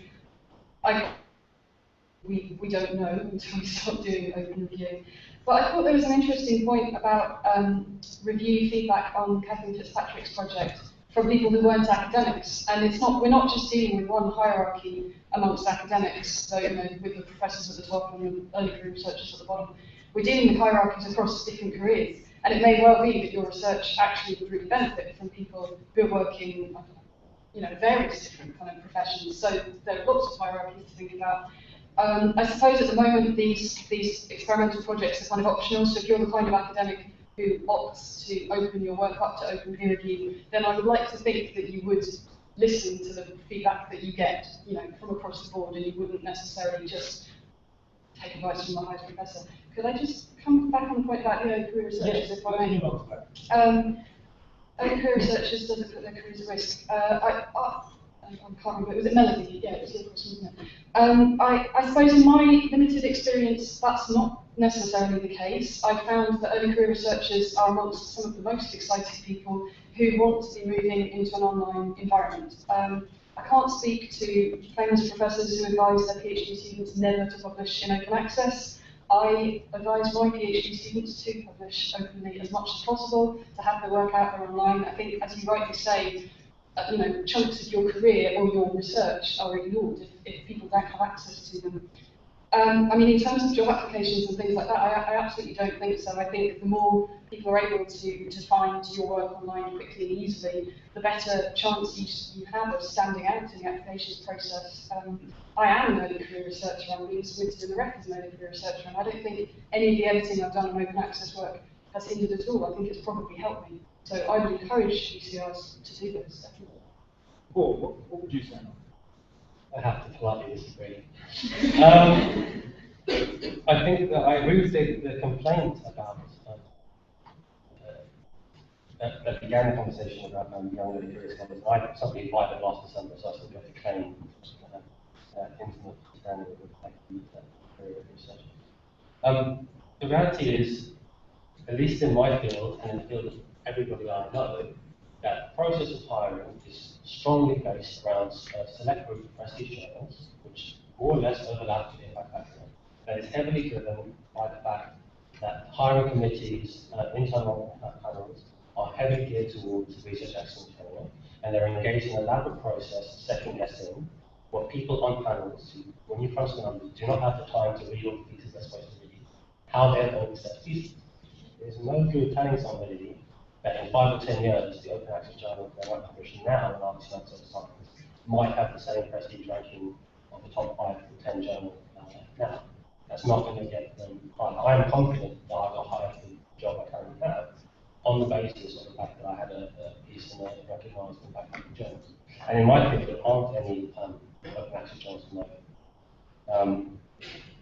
To give that some colour, I know the job process wasn't in Sussex, somewhere else, in which there were 800 applicants for one post, and 3 members of faculty had less than a day to sort them into one job. Right? Anybody thinks that people aren't taking cues from reputational status of the journals that they're being published in, then I think we need to think again about that. Now, that doesn't mean that we shouldn't go for open access. It doesn't mean that young scholars aren't excited about open access. Of course they are. But I think the foundation has to be that people who go through the PhD process in the environment that we're in need to be able to get jobs which allow them to do more research, and encouraging them to make decisions that, for good or bad reasons, won't allow them to get those jobs. So we have to be very, very cautious about. Okay, Ian? It's a really, really important topic. We see this focus on titles rather than work strongly in the life sciences and biomedical literature as well. People are consistently looking to try and get papers in Nature Science, to the extent that it's actually distorting the quality of the work that exists in biomedical literature. It's a tragedy. But it is directly tied to the processes and mechanisms associated with those individuals around how they get hiring and funding. And there are rays of hope. The Wellcome Trust, the Howard Hughes Medical Institute, the National Institute of Health are adopting policies which look more closely at the individual work and where that work is coming from. eLife is an exercise in bootstrapping an open access journal to be a journal of the very highest quality. And so we're hoping that people will think Nature, Science, Cell, eLife, but eLife even more so because we're trying to address some of the more fundamental problems around the deficiencies in peer review. That said, I think if you do something amazing, if you embrace the opportunities that the new technology and platforms provide you, and using those platforms and technologies is becoming easier, if you do something amazing, that can mark out your career and give you a distinction and advantage over those people who you may be competing with. And I think there are opportunities in open access if you think about it carefully, but it involves thinking about the whole system, the research questions you're trying to address, and how you can best bring openness and technology to bear on that. Maybe I can just make one comment and then I'll come back to Karen. I mean, a lot of people think about, well, should you publish in a high-quality journal, or should you publish in an open access journal, or should you do blogs or whatever, as if they were alternatives. They're not alternatives. To some extent, you have to do them all. There's no point publishing a paper in a high-impact, alleged high-impact journal, which then nobody ever reads and nobody ever cites. And you don't get promoted later in life if nobody's read your work or whatever. So when departments are appointing now, what they're looking for is people who are really fast, regular, productive writers and researchers. And you can demonstrate that partly through high-quality, journal submissions and journal publications, but you can also demonstrate it, very, very importantly, through a regular tempo of writing and contributing. And I really think I see an awful lot of cases of, in my department, we appoint 15 people a year to various kinds of posts. And we don't do this 800 applications eyeballed by 3 members of staff in a day, which is just bonkers. But we do tend to have a pretty, sift process where having media URLs that lead you to the journal articles, lead you to the blogs, and show consistency in writing and effort and commitment to the academic community. Why would that be a drawback? And similarly, having a short article, a short summary blog accessible form of a really complicated paper, why would that be a bad thing for an early career researcher? So I think there is a completely false antithesis. And many of the people who give this advice about embargoes and other things to early career researchers should be basically shot.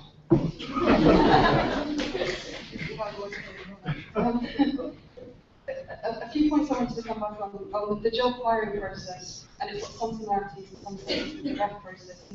I know over the course of the last year, many jobs were paying external consultants to read through the potential ref submissions of every candidate they longlisted or subsequently shortlisted. A very expensive hiring process, but that suggests that they are actually reading the research. Followed to that point is, it's an if, but if you believe the ref consultants who come around to your university and tell you how the process works, people who have been on board for the RE selection process, when they say that it doesn't matter where you publish, it is the quality of the article itself, or the book chapter, or the monograph, then I think we have to listen to them. If that's the ref is set up to assess quality and merit of the piece itself, I sense you bristling. I take your point that that's an if, and I'm also slightly sceptical about that if, but that is what the ref was supposed to be designed to do.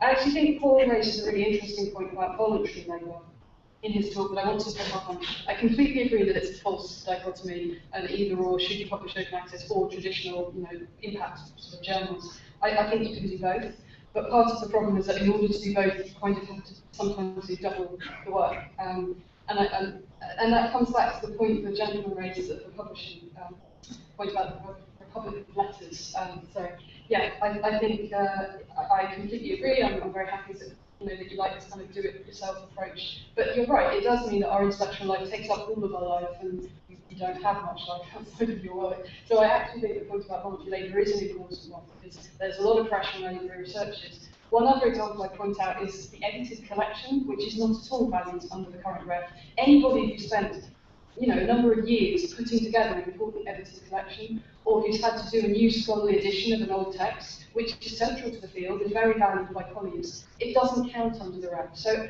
open access publications are not the only publications that suffer under the current ref. Now, let's move on and get some more questions. Yeah. Peter Mandler.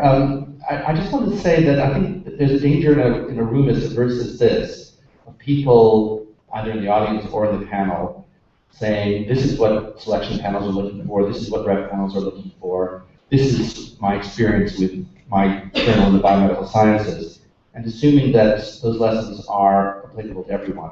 There's a great deal of diversity of practice in the UK higher education community. And just to give two illustrations that have come up from Caroline's last remark, half of which I completely agree with, and half of which I completely disagree with because I thought they were mutually completely inconsistent. So some rep panels say that they will rely on metrics, and they don't read the work. They say that, and they don't, because they use the metrics to make their value judgments. Some rep panels, like the one I served on last time and this time, the history one, say they will read all of the work, as you said, and we do. And obviously we're not completely incapable. We're not completely capable of putting out of our minds what the origin of this thing is. But we read the work and we try to judge it on its basis, on the basis of what we read. Those are completely different practices. Then you said, but volumes don't count. Well, if we're reading all the work and we're trying not paying attention to where it comes from, surely that can't be the case. And when I read a chapter from a book and I read next to it a journal article, and I read next to that something that's just posted online, I'm not actually even really very aware of where they're coming from. I'm trying to read them for what they are. So I think we do have to be very careful. Similarly, I mean, to Patrick, I would certainly not say that the selection panels that I sat on for permanent lectureships of history pay any attention to the speed with which work comes out. They're looking for quality. We hired in my department at Cambridge University 2 lecturers for permanent posts who had 1 publication each. And that's what they need, by the way, of course, if these students the rest. But 1 and only 1. And I don't think offhand either of them was in a high-ranking, high-impact journal. We read the work, not just the article, but the thesis on which it is based, which probably won't be published for 5 or 6 years if they're going to work on it properly. We assessed what we thought its potential was, and we made a bet on that basis. Now, of course, in your department, it's probably different. And in yet another department, they probably make selection appointments on the basis of algorithms for all I know. But I do think, this is not irrelevant to this discussion of open access, because I'll just return to the theme of this morning's panel. There are very, very different scholarly practices in different disciplines, and open access interacts with them differently, as do metrics, as do rep criteria, as do selection processes. Okay, thanks very much. David is going to tell us that the rep panels really think they don't like all. Now, I just want to correct a point of detail in Peter's statement. There is no panel which is relying entirely on metrics. There are a handful of panels which are using metrics as supporting information, and just none that are allowing on metrics. We would not have allowed that, and we will insist in carrying out the rep that panels abide by what they say they will do in the statements that they've published. So we are committed to panels reading work. So no journal impact factors? Absolutely no journal impact factors. No stereotyping of some publishers as better than others, unlike your presentation, which featured, I think, 4 particular monograph publishers being particularly good. I just said they were esteemed publishers. That was not. That was about monographs, not about the rare, Patrick. Okay, we'll see. Yeah. Thanks very much, David. Anybody else? Yes. Question over there. Hello, yes, it's Martin Reed from LSE Library. I was just interested by Paul Kirby's comments about bringing academics, bringing journals back into the university as a way of dealing with some of the issues that you identified with around open access publishing. And I wondered if you could expand a bit on that and perhaps say what you thought, if you had any thoughts on the sort of mechanisms or support universities could provide to enable academics to do that. And I'm speaking from an institution and a library that's actively considering providing some sort of support for general publishing within the institution. Okay, good. One more question? Yes, over there.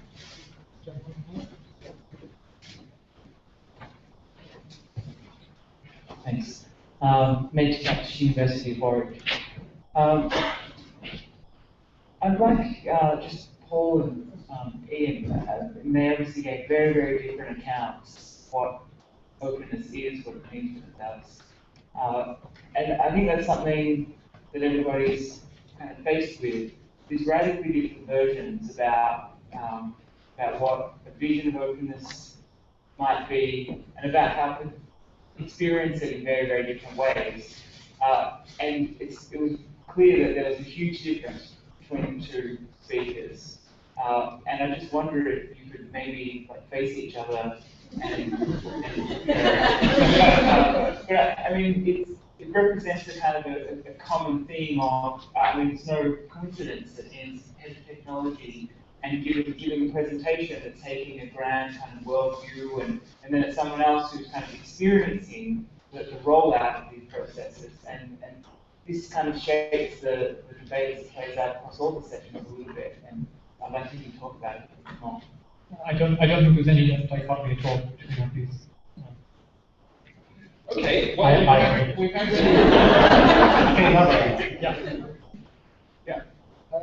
so we've had three questions really. One about diversity of practices. Caroline, do you want to say something about that? Diversity of practices, academic practices, history, years, meeting people on publication. Yeah, I don't know if I was quite clear. When I said edited collections, I meant that if you are the editor of a collection, the editorial labour is not really admissible in most departments. They won't suggest that you put forward your edited volume. If you are the editor who then has a book chapter in your own collection, you can submit the book chapter as a chapter. Again, that's not what the criteria is saying. So that many departments misreading the criteria, but that's not what the criteria is. It's not necessarily a question of them misreading it, it's that some departments have a very conservative attitude and they won't take any risks. And I've been in various departments, but I've been in a department where I was told you just won't be able to submit this. Of course, different universities, different departments, different faculties, different disciplines are going to have different practices. I have a subject position, I'm one individual, I can speak to my own experience. But I suppose to come back to the Open Humanities project, we are working with a lot of people from across the humanities and sciences, and we're working with computer programmers, academics, publishers, policymakers, and advocacy experts. So in that sense, that is a project where we are trying to join the dots up. Ian, you said the future is here, but it's unevenly distributed. I think the point about diversity of practice is a good one. Might point to the fact that maybe some people are doing it really badly. And maybe we could actually have a conversation, an open conversation around how we do research assessment. Research assessment is critical. There's a declaration called the San Francisco Declaration on Research Assessment, DORA. I encourage everyone to Google it and sign it. I do think there is power though in telling stories from different disciplines, so that we can get some global background normalization of how these things happen, what's going on, and where these kinds of different types of research assessment are working well, and where they may be deficient, as in the case of 800 people being assessed by 3 persons in one day, which is nuts. I'll just mention briefly that I really like how Harvard treats citations for the tenure process. They look at the citations of a researcher, and they compare it to 5 other researchers, only to see if it's within a statistical boundary. The only thing they're interested in is there some anomaly in terms of this person publishing a low volume or garnering low citations, or is there some statistical anomaly on the high side? That's the only question they ask on citations. Everything else is about the peer review of that person's work by their peers and colleagues. I think that's a really good way to go forward. Does that answer? Yes, that's very much.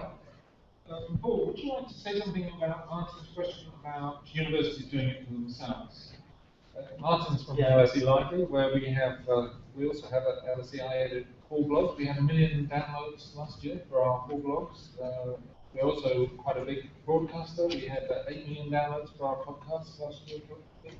So the idea that universities, re-internalize things, do it for themselves, it's not a pipe dream. It's already happening.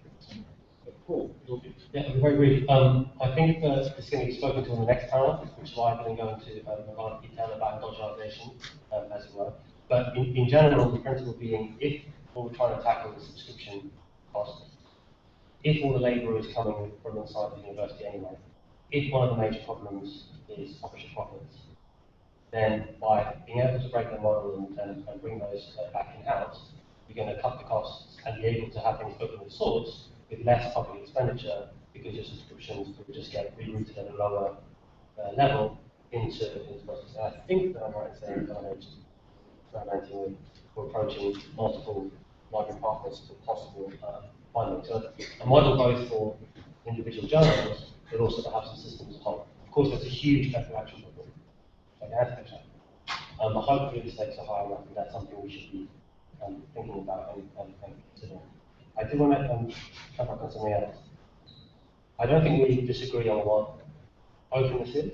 I think what it is that, for me, the conversation about openness has to take place at the same time as we have an analysis of the structure of academia, and how academia accredits, promotes, hires, which is why perhaps practices at LSE and Cambridge are not necessarily a good model.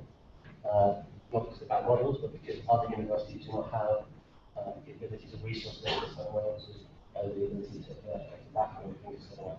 We're in danger of becoming a conversation about the breadth, but this is about how questions of openness interact with the structure of the breadth. If you take the assessment panel that I would be part of, in the RAE, there were 5,000 pieces submitted to 20 assessors, each of whom read, each piece was double read.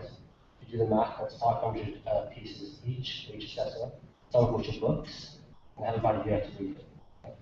I would suggest that that is a number which invites a certain level of skepticism about the ability of assessors to do what they're asked to do, which is not to say, is this piece good or bad, actually to place that piece within the overall ecology of other pieces in the same subject and rank it according to a system in which actually what's sometimes 2-star sounds pretty great, but it's kind of a fail. And that people aren't being submitted to the RAP this time around because they're only 2-star, like national expert.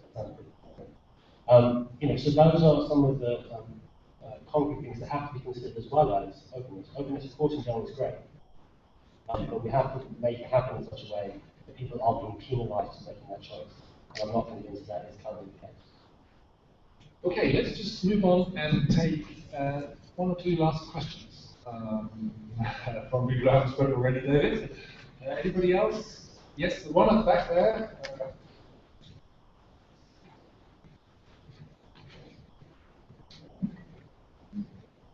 Thank you. I'm Ernesto Pliego from City University London. I'm a lecturer in library science. I edit an open access journal. Thank you for a very interesting panel. So congratulations for the conference. It's been great so far. It's a comment really rather than a question, but it's full of questions, this comment in a way.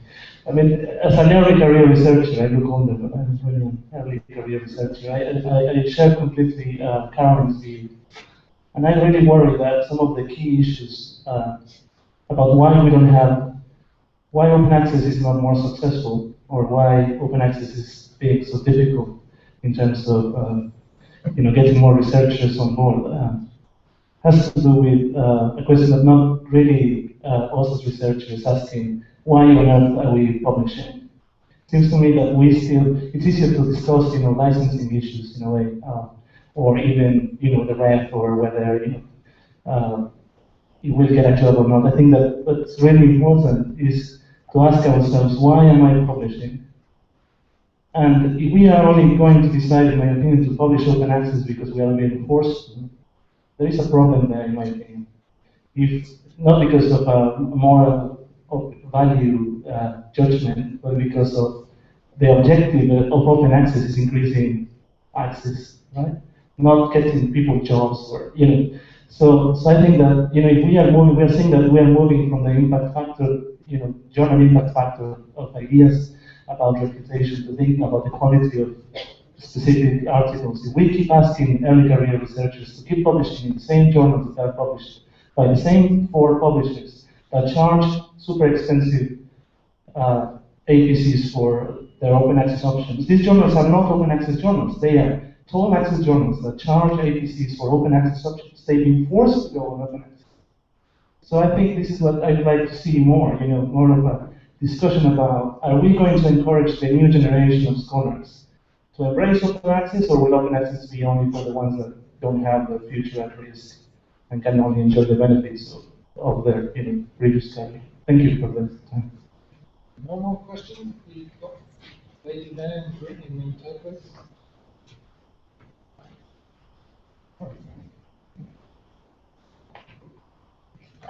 Rosemary Hunter, University of Kent, Chair of the Sociological Studies Association and editor of an Open Access Journal. And I really wanted to respond to Paul's comments and also the question from LSE about what institutions can do to support the idea of setting up journals and bringing journals in-house, because that's in fact a model, and I'm not sure whether Simon's going to talk about this in a later session, that we're sort of starting to do at the University of Kent. So some of the answers to that question would be use open source software, such as OJS, or WordPress, doesn't cost you anything.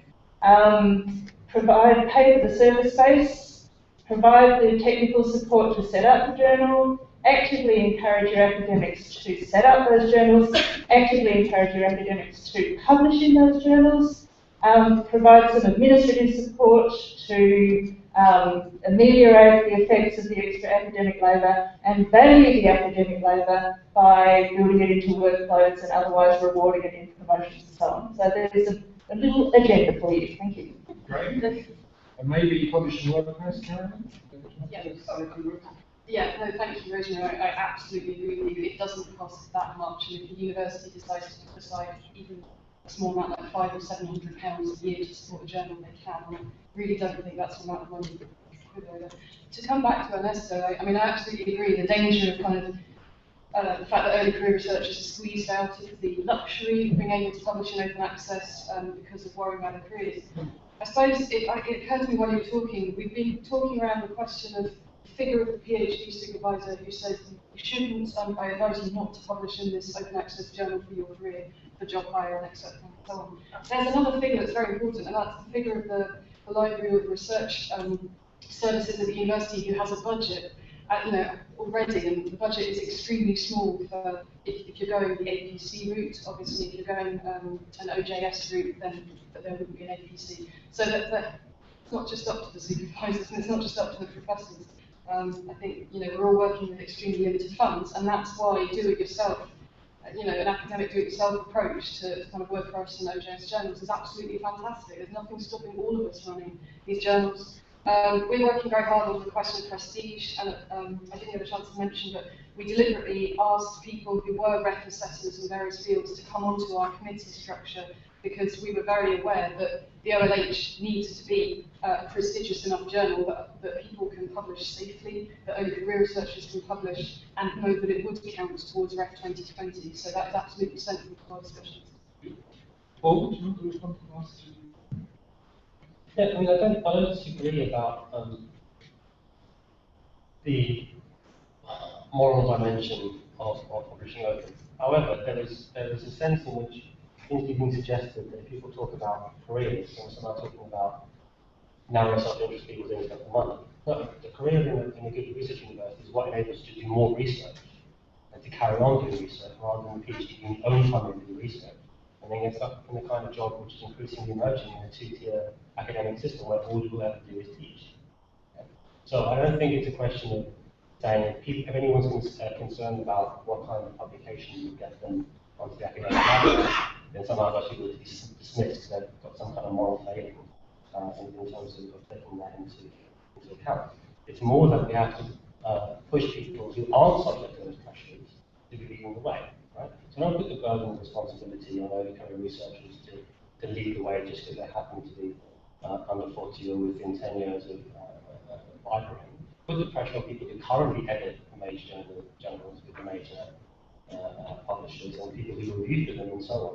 And then try and see ways that we can transfer that prestige either to startup journals or better, frankly, because I'm a bit concerned about this idea that the solution is to start a bunch of new journals, as I tried to indicate. I think there was some really, really uphill pressures there. I think we need to be much more ambitious, actually, about openness in relation to capturing and getting back some of the journals which already have the prestige and making them go open, rather than getting more voluntary labour being poured into starting up journals many of which will inevitably fail and go nowhere and result in no jobs. According to the history.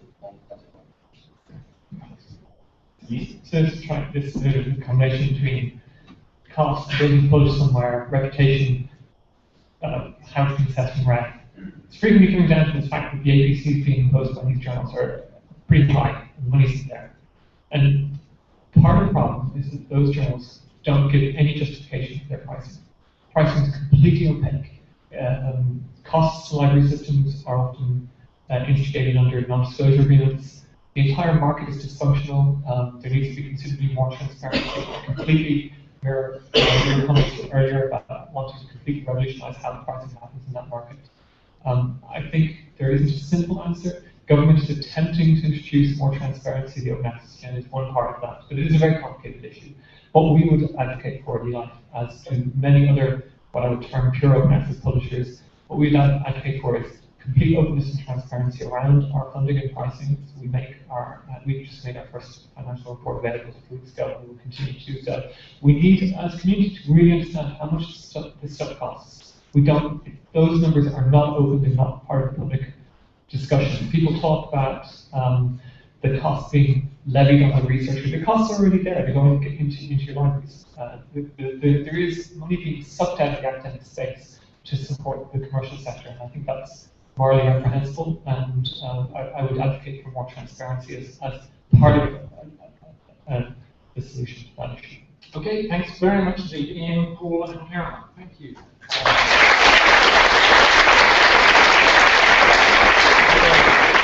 We're now going to a tea and coffee break for at least 15 minutes, maybe a little bit longer, but we'll see. We're going to try and start at 1:30 again, so if I could ask you to sort of dash downstairs, eat a lot of biscuits, and then come back up quite probably. Thank you.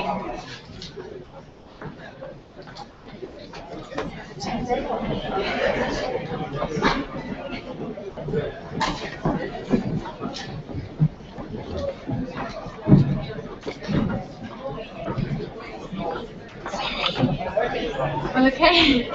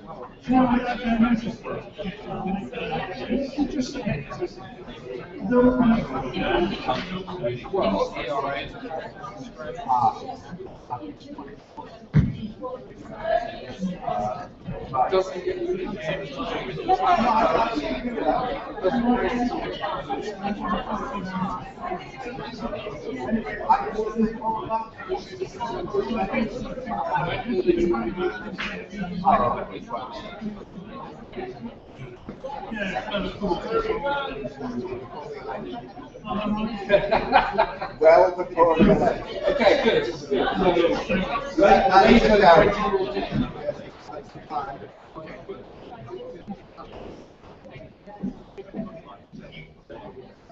Yes, I've just got through. What's more to read?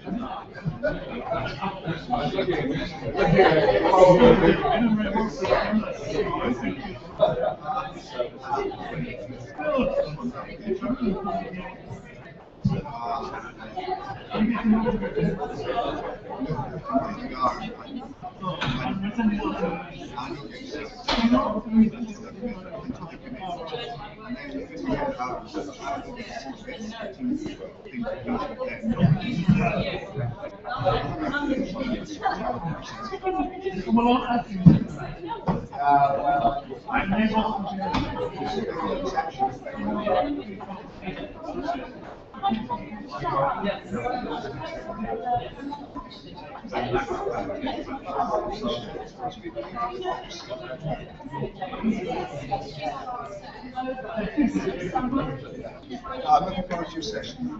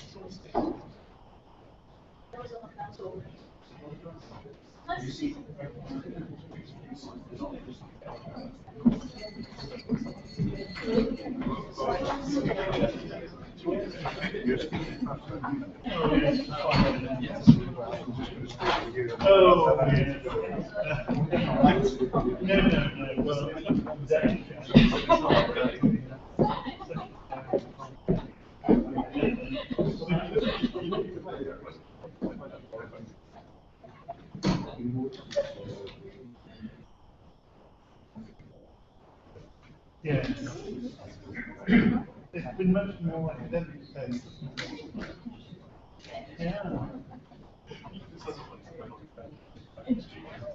I know there are a lot of ethics, there are a lot of humanities. We're doing our session. We've got we're doing tomorrow afternoon for a couple of hours. Yeah, for our own research. Yeah, we've got 120 people signed up. I don't know what you'll turn up. Turn up. Yes, sir, quite pleased. Yeah. Yeah.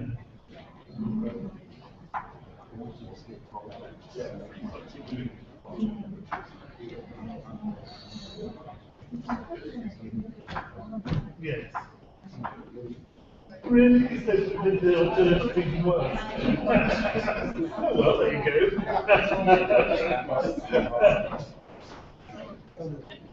Yeah, nice to see you again.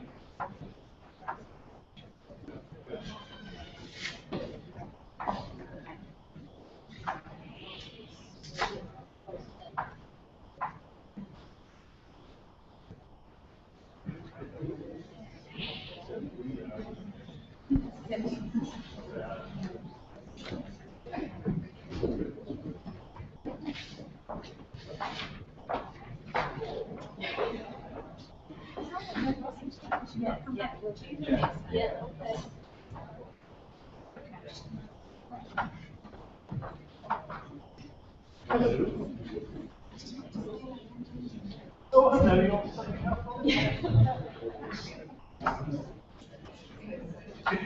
we talked, we've edited it.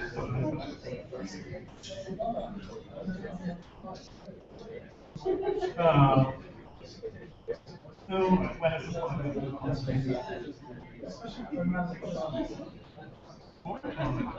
what your what is the program?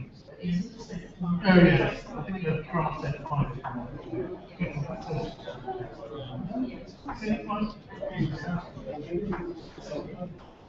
Yeah. Good, good. We've been very successful.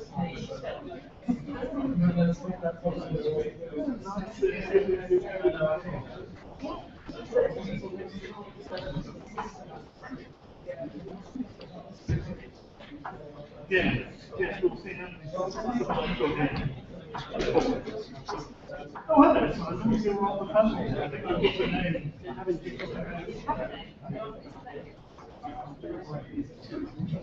No, really, you want to turn up to Sally Hall?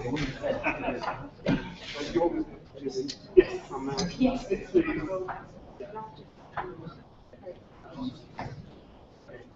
Fine. Fine, yes.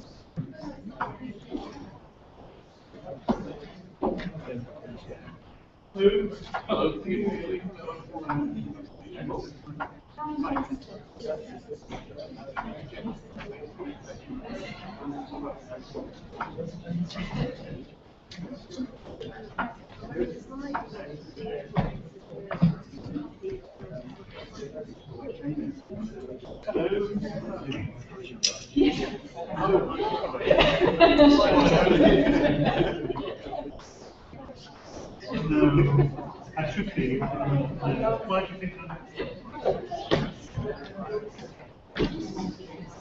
my next door neighbour is in Cambridge. No, next door. In Cambridge? No, sorry. Hello. It's control neighbour. I'm more democratic, so I'll switch heads. Yeah, sure.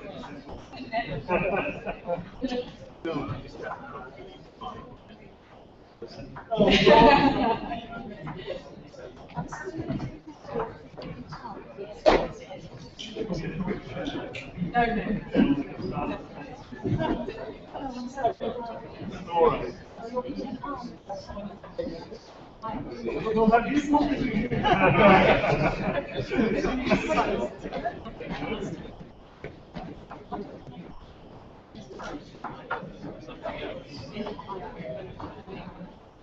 well,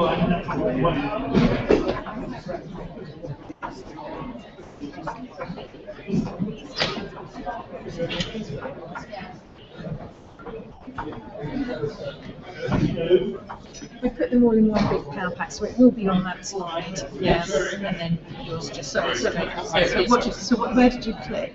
Here, just this forward button. So the forward button. So once it comes up to that, it's Unix. It's Unix connected and back. Fantastic. But there will be some. Fantastic. So if I look at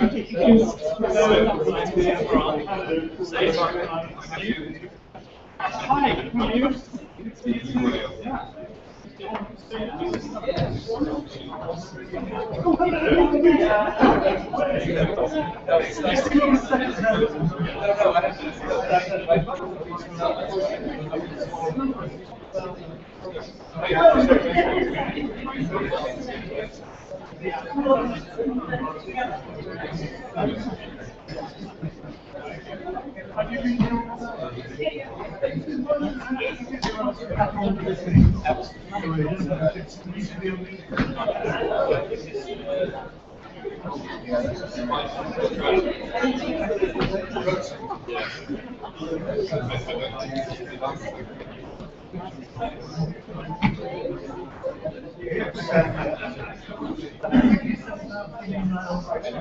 About the date.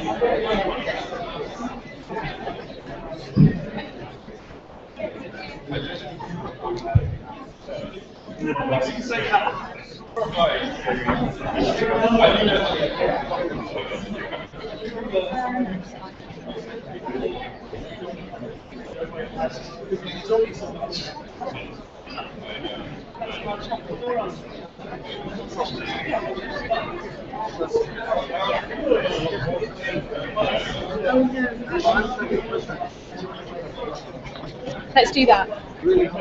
Thank you very much.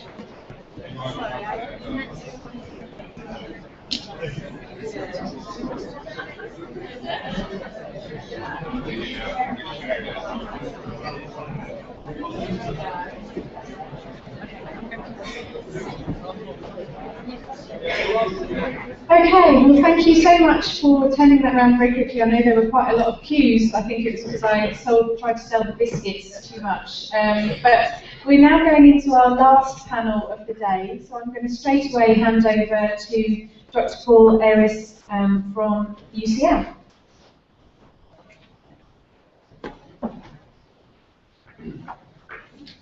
Thank you very much. My name is Paul Ayres. I'm Director of Library Services at UCL, University College London, and also UCL Copyright Officer. So we're about to start the third and final panel of the day, and as you'll see from the numbers of people on the stage, ours is easily the biggest panel of the whole day. So we've been keeping some really gems of interpretation and scholarly insights into last.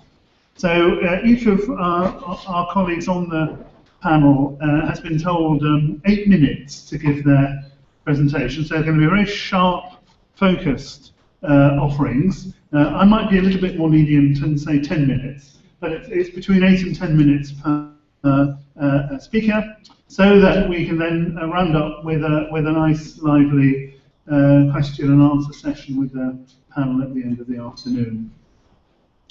But let me introduce the session by looking at this word transition and trying to unpick that from a university point of view. We heard in the last session, well, it was a question actually from a member of the audience. What can a university do to forward open access discussions, the construction of open access infrastructure at a university level? So, that's a really nice question. Perhaps I could, in my 5 minutes, introducing the third panel, say a little bit about what UCL is doing, because we have taken quite a strong institutional approach to open access, and we have an open access mandate. We were one of the first universities, I think, in the UK to have an open access mandate passed by our academic board in UCL, which asked the institution on their behalf to curate and collect open access research outputs from the academic body. We're about to submit our submission to the HEVKI consultation. I've drafted this response. I collected opinions from academic colleagues throughout the summer to feed into the draft response. We actually favour a percentage approach by different. That's because I told David Sweeney over coffee what the answer would be. We're actually going to suggest a percentage approach based on individual ref panels as being the easiest way to manage an open access requirement in Ref 2020. We don't see how a case-by-case basis would work for a large number of research outputs that a university like UCL would actually submit. That would be, I think, extremely difficult to manage because it would simply be too granular. We've also taken steps on the publications route, and we have actually established an institutional publication fund with money from the research budget to match the level of funding that's coming in both from the Wellcome Trust and from RC UK. So the institutional budget, which UCL has found from our research funds, is for those researchers who are not funded by either of the two research funders who are currently pledging funds for APC payments. And we've done this. Why have we done this? Well, we've done this because we don't want financial issues or lack of money to be an impediment for any researcher who wants to publish or is required to publish in an open access way. We want the choice of open access to be an academic decision and not one that is favoured or hindered because money is not available. So for equity, and because we believe in open access, UCL believes that open access is a good thing, and we want to promote it. That's why we've now acted with money and matched the level of research funding coming in from other research funders to enable non-funded researchers to publish in open access fora as well. And the most recent thing that we've done, and I would be interested to hear comments from colleagues on the panel or from the floor of the meeting in the question and answer session, is that we've actually set up a university press. And this press, the UCL Press, is an open access press. It's currently based in the library, so I'm, for the time being anyway, the acting chief executive of the press. It was born on the 1st of August, so we're only a few months old. We're already publishing two journals, two open access journals, using OJS as the platform. And we're just about to launch a monograph publication program as well, and we'll be going out to our academic departments with a prospectus to encourage those academic researchers who want to publish open access monographs with us to use the UCL Press as the means for publishing. And we're using the Open Monograph Press as the platform that we've established in UCL in order to be able to do that. In terms of the business model, well, for the monographs, anyway, we will fund from our institutional publication fund all the charges for UCL authors. So there won't be a charge directly to the author because the institution, certainly in the first 3 years of funding, the institution will fund the book publication charges for monograph publication for UCL authors. And it will charge a book publication charge for non-UCL authors, and the level of that charge yet to be determined, but we'll be releasing that information within the next few months. Once our new publishing manager starts with us in 4 weeks' time. The final thing I'd say about our publishing activity, it is all open access publishing activity. It will all be digital. There will be print-on-demand services that will be plugged in. So readers of monographs can order a print copy if they wish, but the default will be digital and open access. One of the things we found with the journal publishing system that we set up is that it's very attractive to academic departments who want to establish their own journals and student societies within those departments who want to learn how to publish and have an opportunity to publish their first article or first journal. So a number of the journals that we'll be starting will be peer-reviewed. They'll all be peer-reviewed, but they'll be student journals as opposed to researcher journals from established researchers. And the new open access platform is proving to be very popular with student societies, as I say, as a platform for disseminating their views. The model for the journals, and will be similar for the monographs, is that the content will sit in UCL Discovery, which is our green open access repository. And for the journal, OJS will sit on the top of that, and the editorial board, which is based in the academic department, will control the flow of manuscripts coming in, the peer review, and then select the items for publication in issues of the journal, which will all be on the OJS platform, which will be managed by the academic department or by the editorial board, so not by the library. The publication of the journal will be a completely academic activity. What the library will do is store the content, ensure that the material in UCL Discovery, which is the content, is digitally curated for the long term and available as permanently accessible outputs. We'll also maintain on a technical level the OGS platform for academic departments and editorial boards to use. And again, the UCL research funds will fund that work, so there will be no charge to the academic department or the student society for using the Overlay Journals service to produce their journals. So, in my institution, we have taken open access very seriously. We do think it is a serious model for publishing in the future, and with the press, we aim to make a major contribution over the next few years in terms of both journal production and open access monographs. So it would be interesting to hear what the views of the panel are, and also your views in the audience when we come to questions and answers. But that's enough from me. Perhaps we could now have members of my panel one at a time to come and speak to you on this issue of transition mechanisms. 8 minutes per colleague, and then we'll open the floor up to questions and discussion. So thank you very much. Wherever you put the sequence. I think I'm quite happy to sit, if that's all right.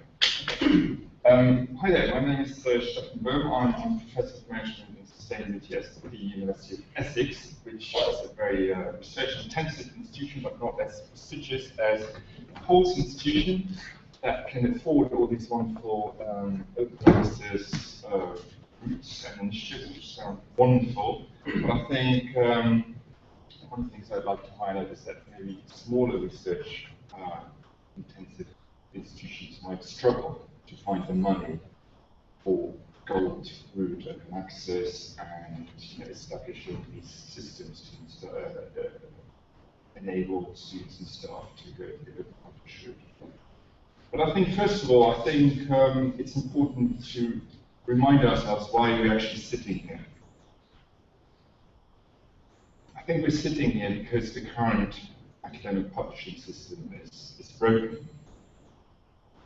And I think it's maybe self-evident, but I think it's an important point to make. The reason why there is so much hoo-ha and so much discussion about open access is because the current system is broken. Why is it broken? Because all the main stakeholders in that system have lost trust in the system. The authors have lost trust in the system because they put an awful lot of free labor into the system without seeing much in return, or not enough in return. Every other day I'm getting a request for doing, very kind request for doing a review for a journal article, which takes me about half a day or a day to perform. And my research officer in the university tells me that my daily rate is significant these days, but I'm not going to pay for that. Which is fine, that's what we do as academics, but if I then compare that with the kind of profit levels that the journals and the corporate publishers make on the back of that free labor, then there's an issue of trust here. So authors have lost trust because they basically do a lot of the labor that goes into publishing for free. Universities have lost trust in it because they pay an awful lot of money by their libraries to these publishers, and these prices for the journals have gone up considerably over the last 10 to 20 years, which is counterintuitive if you think about all the digital possibilities these days. The government, to some extent, has also lost trust in the system because the government puts still does put money into research and funding into all sorts of humanities and social science research. Yet, what it gets back are articles, evidence, papers that are locked behind firewalls, i.e. it doesn't actually serve the public. And then the wider public, the wider societal issue, of course, is the long-term, we're dealing with huge long-term issues. My field is sustainability, so just name climate change. As a climate change scientist, social scientist, I'd like the data and the papers about these issues to be in the public realm, so that not only academics can read about the seriousness of the issue, but NGOs, private individuals, charities, etc., etc., etc. But all of them are locked out of the system. So there's an issue of trust here. A number of colleagues in the business school, I work in the business school, and a number of colleagues in the business school, the arena in this country have done quite a bit of work on trying to research how these big publishers actually make their money these days. And it's all published, peer-reviewed, in one of CL's journals called Organization. It's a Sage journal, all properly done and respectable. And what we found is, there's basically a highly exploitative system going on, which basically leads to some of the big publishers, such as Payet Francis, elsewhere, and others, to make excess profits of up to 45–50%. Now, if you go to talk to any corporate people, if you talk about profit levels, margins of 40–50%, which I'm sure Sage doesn't have, but then you kind of the alarm bells should go on, and that's why we're sitting here. There's some form of privatization of knowledge going on, an appropriation of public good. And before we talk about what's next, where do we go from here? I think that needs to be very clear in our minds why we're actually sitting here. Now, but we are. I'm sort of a practical sort of guy. I just sort of, once I've done the analysis, I get on with it. And what I have done over the last 13 years is being involved in 3 open access DIY publishing ventures. When I was still a PhD student at Warwick, I started something called Ephemera Journal, which is now in its 13th year of publication. If you just search Ephemera Journal, you will see it's all there in its open access glory. Then we started an open access book publisher called Mayfly Books. You can download the PDFs for free, but you can also buy the paperbacks from the website, and it's distributed by Amazon.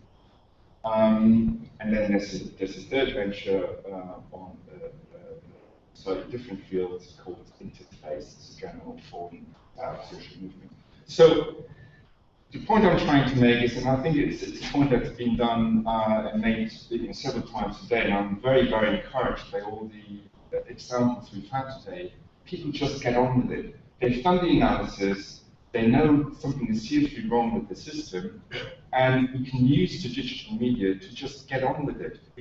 There's so many possibilities of starting your own journal, either via a library-initiated system that Paul was talking about, or you just do it yourself. You get together with your peers and colleagues, get involved with a few students who want to learn about journals, and you just do it. Because do you know what? Because the extra amount of work you put into it is not much more than editing a journal for a standard publisher. And I should add here that obviously we need to differentiate between various publishers. I'm not saying at all that all the publishers, all the corporate publishers are the same. A big credit to Sage for putting on this event, but there are some corporate bullies out there that we need to basically tackle. So I think we all have a responsibility for moving forward. So the authors should put their free labor into self-publishing on anything, and it's done. It's being done everywhere, and that's sort of DIY approach, which I have a lot of time for. But I think the universities have a responsibility as well, because they are losing, a lot of money. They're basically handing over research, knowledge to the publishers, and then the publishers sell it back to their libraries. So they're kind of, it's a double appropriation going on here. So why can't the universities just consider and be aware of their power in this whole game and actually self-publish themselves? And not just do it alone. The universities are very good to kind of work together in the 1994 group, in the Russell group, etc., doing all sorts of important policy things together. Why not actually come together to set up a joint open access publishing platform? There's a real need for joint action, because the problem we have is that open access has been talked about, as we've heard from our colleague from HEFPI, for 10 years. It's been policy for 10 years. So, a tweet I just put up there earlier. So what happened? What happened in these 10 years? If we're not careful, there will be another 10 years before we see some real progress. So something has to happen here, not just at the DIY level, which I encourage everyone to do, but at the policy level, where universities, together with HEFPI, and ideally together with the government as well, to come up with a system that actually is universal, is easy, and is very, very easy to adapt to local circumstances. Now, before I close, let me just give you an example of what some countries do to make this happen.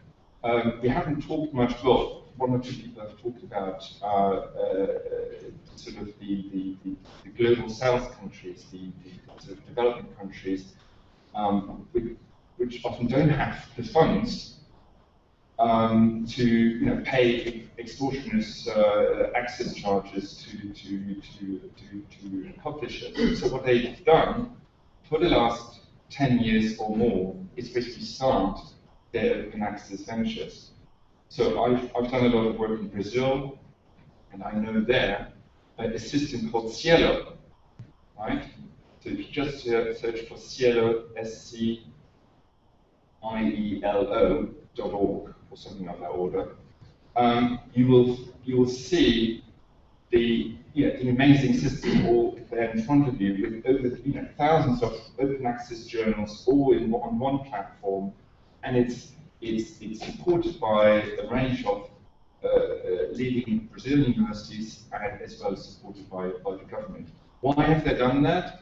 Not because they love open access, but out of pure necessity. They want the research that's coming out of their universities. They want the public and everyone who wants to read about it, they want them to know about it, right? Vital medical research, vital social science research, needs to be publicly accessible. So, if the Brazilians can do it, why can't we do it? Thank you. Thank you, Stefan. Our next speaker is Ziad Marar, who is Global Publishing Director at Sage. Thank you. Well, I probably should start by mentioning it's good to see you, Stefan, on another panel, only 3 months after we had similar debates back then, and I'm grateful that you were then, as now, making differentiations within the industry, and you yourself, as a publisher, clearly represent a very other end of the spectrum. I'm sure let's get into that debate if that's what we're looking to do, but I'm very I'm taken with another quote, because I enjoyed Ian Mulvaney quoting William Gibson earlier on the future being unevenly distributed. Another quote is from Roy Amara, who said that when you've got technological change, it's usually overestimated in the short term, but underestimated in the longer term. I think we are in a stage of very dramatic change, even if it feels like sometimes it's one step forward, 2 steps back. So I wanted to, I was just reflecting that, and was in the tally earlier, just that around a year ago, the Academy of Social Sciences co-hosted with Sage a workshop, a 2-day workshop. Some of you may have been there, on implementing Finch, as it was called at the time. And it's striking both the similarities and dissimilarities that are at play today. At the time, I reported that we at Sage have been doing quite a lot of research with our societies and our authors and editors across HSS, and finding a range of concerns that have been echoed again today. Money concerns of various kinds, quality concerns, control of intellectual property type concerns, concerns around freedom. I think some of those issues have been laid to rest, or at least some obscurity has been taken out of the picture. And I think today we've had some, as some tweets have gone by saying, some sort of useful myth busting. From our point of view, for example, on CC BY, which I don't intend to go into, Sage will offer it as an option, but we won't require it. And so, but the broader question remains, when Diana Finch was on that platform, she was saying, remember, it's not called the Finch report, it's called accessibility, sustainability, and excellence. And the interesting challenge is how does one get all three of those things up and running? And that's something a lot of what's infusing these concerns and questions that are being raised here today. Some familiarity, but something I find particularly refreshing that I've been sort of reflecting on about what's come out of today is it feels to me like the heart of the matter has been quite nicely exposed around a central question, and the phrase that stuck in my head was used by a couple of people earlier. Was around the reputation economy. And I think those two words are quite powerful, sort of analytical, hot knife through a lot of butter. And so let's ask ourselves the question, what is a reputation economy of the future potentially going to look like? And let's understand the conditions under which that's achieved in different sectors. And I think that's what's at issue, what's causing a lot of the heat and some of the light. Economy in the conventional sense cannot be excluded from the picture. Obviously, the story of finances and HSS cannot be emphasized enough. I mentioned in my introductory remarks that's when the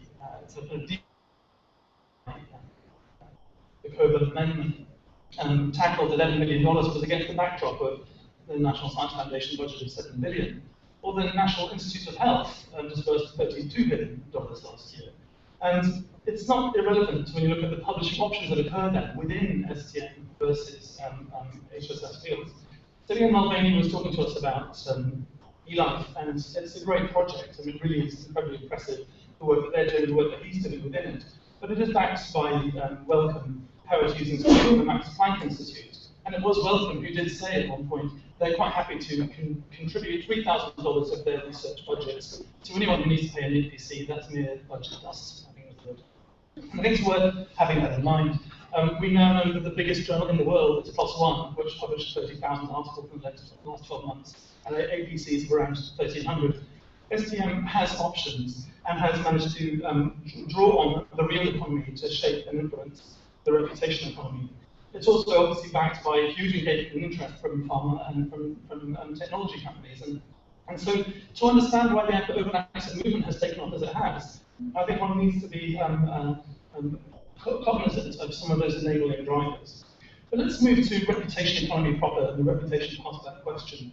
Who creates the idea and how do we establish authority in different kinds of sectors?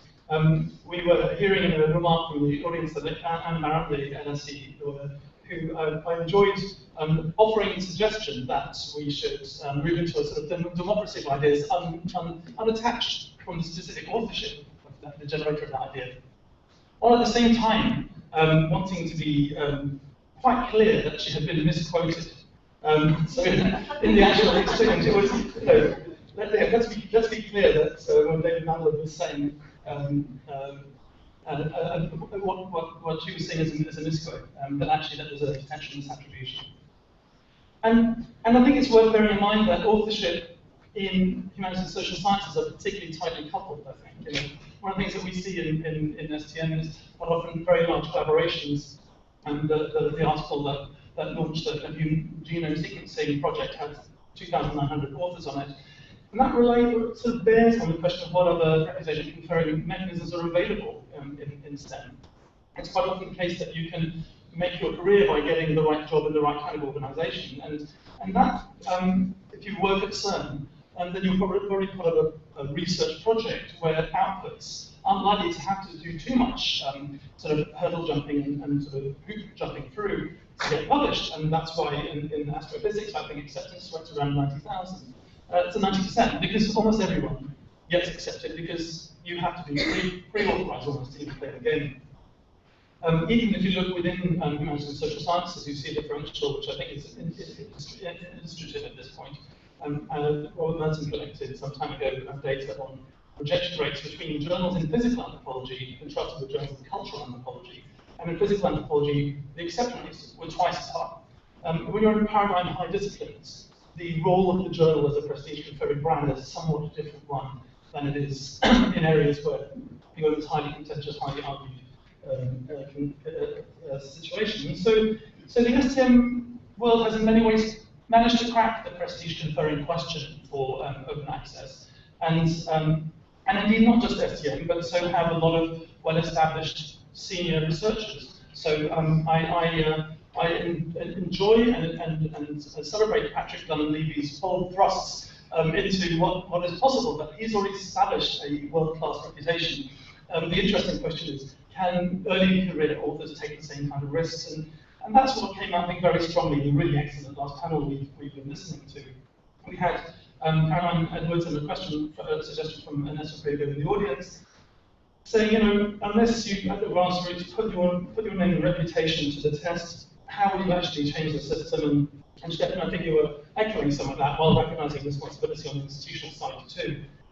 I think, you know, it was Paul Kirby, though, for me, who crystallised why that is a risky strategy for an early career author, because will the interview and promotion panels, will the grant-giving bodies and funders shift their criteria through which someone gets a job or thereby gets a name? I think that's the fundamental issue, and I think one that we need to keep coming back to in various ways when we look at potential solutions. What do we do? I mean, from a publishing point of view, at Sage, we are experimenting with different kinds of forms of publishing. We obviously, as I think you well know, launched Sage Open many years ago.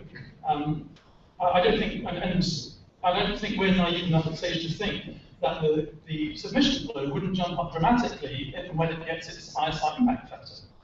It was clear that when PLOS One got ISI ranked with an impact factor above 4, that their submissions went like this. So that again to the question of what are those mechanisms, and it was quite clear, I think, in Caroline Edwards' comments about the OLH, which is absolutely to make sure it's a high prestige, peer review is mandatory, let's make sure that people are involved. It's critical to actually have prestige conferring mechanisms. It's hard to do those from the ground up. It's hard to do that as an individual researcher or DIY publisher. It's hard to do it as a well-established publisher. But I think it is the key unlocking mechanism. We've been experimenting beyond Sage Open with a number of other kinds of journals. David Mannering, who many of you know, is behind launching Research and Politics, which is a more short form, faster, that it is all the things that you want, Patrick, but it's faster, better, free, and so on. But it remains to be seen what ways to which it will succeed, as will our journal on data and big data society, which we're publishing shortly. All those mechanisms, I think, are absolutely the kinds of things that publishers should be exploring, should be trying to do, should be open to new ways of engaging with the scholarly communication system.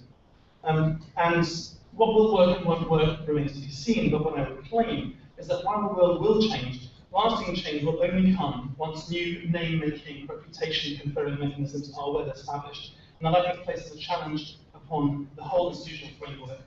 It places a challenge to others on this panel, and I think then one to publishers to actually figure out how to be part of enabling that mechanism. But ultimately, the question is one for the academy. Thank you very much, Ziad. Let's move on, and our next speaker is Sally Harding, and Sally is Chief Executive Officer of the Regional Studies Association. Thank you very much, Chair. And thank you for inviting me to speak at the conference. And I also spoke at the Finch conference a year ago. And Regional Studies Association has moved a very long way in the roughly 12 months since then. I'm going to rattle through because I want to make a couple of extra points as a result of the discussions today. So I was briefed that I had 8 minutes in which to illustrate a concrete way in which a social science society can move towards an open access future So here, in the first few seconds of my presentation, is a slide of what that future looks like in part for the Regional Studies Association. Here we go. Ooh. Here. It hasn't come out very well. From the beginning of the open access story, we've known that we would be at the forefront of change because 67% of the association's income comes from publishing receipts. And as a result, we've been urgently seeking to change our business model, to build in resilience. And we recognise that these changes are going to involve both risk and experimentation. The launch of our new journal, Regional Studies, Regional Science, which is up on the screen, is a response to the shift in the publishing paradigm, but it's also the next logical step in the association's strategic development. Our new development plan includes the opening of satellite offices both in Los Angeles and in Beijing. Our conference programme has been extended to not only have an annual European conference, but also an annual global conference. Last year in China, this year in Los Angeles, and next year in Brazil. We're growing our membership. We offer targeted benefits by sectors, and we aim for the international market. Our new journal, critically, fits with these development planning goals. It's intended to reach into new markets, specifically into China and Brazil. And it's partly aimed at a younger and/or less traditional group of researchers. We think that the speed of publication that we're aiming for and the innovative content of the journal in relation to our other journals will make it appeal to our policymaker and practitioner community. We're a very policy-oriented field. We've got quite a lively group of people that engage with us. This isn't the final version of the artwork, and certainly the small O for open will go. I don't know what the designer was thinking about. And in case you wondered, this online-only journal has a cover for marketing purposes. It's not that we're going to suddenly start bringing it into print. Regional Studies, Regional Science will launch into a landscape with competitor hybrid journals, as well as interdisciplinary titles like Sage Open. And there are also subject-specific open access journals, but these aren't well known and they don't seem to publish the highest quality material. So what does our new journal look like? Well, not like our other journals, although it does sit as part of our long-established and high-quality brand. The academic focus of it is much wider than for our other three journals, embracing geography, economics, political science, and planning. The journal has no methodological bias, welcoming region-focused papers ranging from spatial economics right through to theoretical discourse, and it's flexible in terms of the content that we'll publish. So what about that content? It's pretty standard academic articles, reporting the results of empirical research, review papers, reporting on the breadth of coverage of a topic, short briefings on regional policy developments, regional policy reviews, looking at regional policy instruments. We think that will appeal to our policy and practitioner members. Regional graphics, completely innovative for us, reporting on spatial data visualizations. We also have an early career researcher route, rather different from others that we've seen. Contributions can enter through the normal routes or through our early career researcher mentored paper route, where one of 5 editors will work with the early career researcher to craft the piece of work into something that's fit to be published in a peer-reviewed journal. That route is highly competitive. There's a competition twice a year to get into it. And we already have a publication that currently publishes that material. In terms of our publishing programme, there will be volumes to facilitate referencing, but no issues. As soon as the articles are ready, we'll flow them out, and they'll be published in HTML and PDF format. We've appointed 2 editors-in-chief. They're in their early mid-career. They're one from the regional science community and one from the regional studies community. They're supported by a senior editorial advisor. We've appointed 25 early to mid-career associate editors, and they form our paper review panel, each person committing to a rapid turnaround of papers. And then we have an editorial advisory board of 50 who trust the RSA brand and who lend their reputation to our endeavour. Now, we believe that the review process is critical to the journal's success. We've chosen to employ a peer review panel approach rather than selecting referees on a paper-by-paper basis. and we're seeking an average turnaround of 28 days, although we're not guaranteeing that. The key difference between this journal and our other journals is the decision-making criteria for publication. Similar to PLOS One and Sage Open, we'll seek to publish papers that meet 3 criteria. So quality, the research must be methodologically rigorous, and review papers should articulate the material clearly. They should be relevant to the audience of regional studies and science scholars and practitioners. And there should be clarity of expression. The papers should be clearly written and well organised, with the conclusions flowing from the arguments. Our peer review panel are not asked to judge the significance or likely impact of the paper that they review. And the case for this form of refereeing is articulated in a number of places, but there's a quote on the SAGE website. Readers and the academic community at large will have the power to continue the peer review process after online publication, helping to determine the significance of each article. Ooh, that's going to challenge you, sorry about that. This is about our article processing charges. We believe that this journal will appeal to authors seeking open access and rapid turnaround, but probably who don't have access to a large APC fund, which might be needed to pay for an APC in one of our 3 other hybrid journals. So these may be non-RC UK funded scholars, or they may be overseas researchers. Our fees are lower than for most hybrid journals. We have 2 prices, one for articles up to 3,000 words and one for articles over that. We have differentiated pricing for Regional Studies Association members and non-members. And we have a special APC route for early career researchers. What we've done is close the print magazine that we used to do for their contributions, and we've used the savings from that directly to feed into the APC fund for this new journal. Some materials will go in for free. We have a fee waiver scheme, but also editorials and commentaries on papers will go in uncharged. On a slightly different point, but I think it's a point worth making, on marketing, we do realise and recognise that we're going to need to work very closely with our publishers. This is a very different kind of journal to what their marketing department is used to doing, and we think that we need to work closely to make sure that the marketing plan maps onto the journal that we're seeking to build. So, what are my key messages? For learned societies, open access remains a key, and for some a life-threatening challenge. Remember that some societies take up to 90% of their income from publishing. Those societies which rely on publisher income need to rebalance their financial flows. And they need to do that in order to ensure their continuing and critical role in the research ecosystem. For example, the importance of funding work on knowledge exchange. I believe that timescales are very important. We're not businesses. We work through boards which can be slow moving, we tend to be risk averse, and we need time to implement change.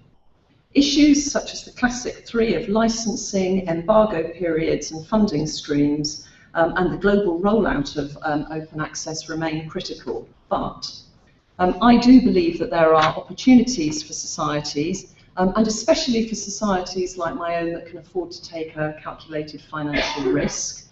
It's clear that we need to innovate and to experiment, and we need to think in the new paradigm and not in the old.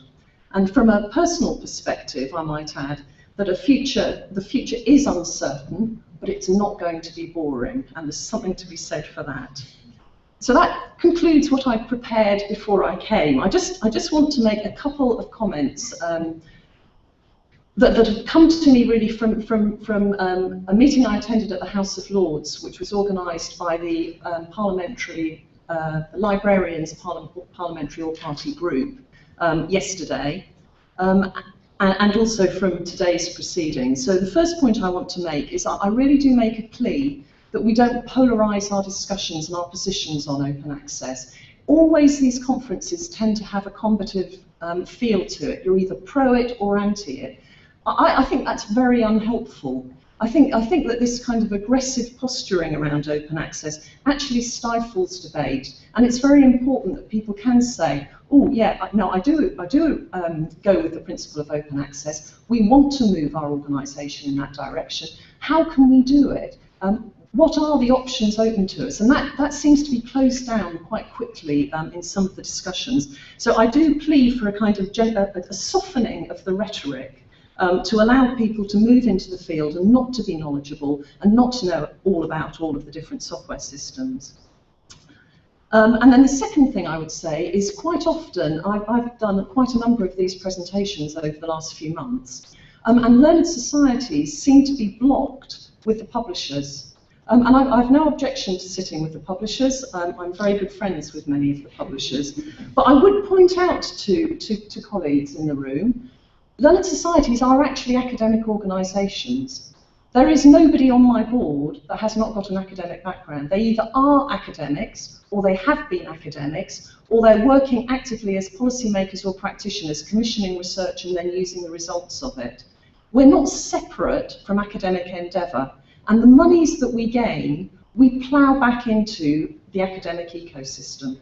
So we're ploughing it back through conferences, through research networks, through research grants. So I just think we need to a little bit be careful that we don't damage the learned societies, especially the vulnerable ones, like some of the linguistic societies and the humanities. Let's take a little bit of care. So thank you very much. Thank you.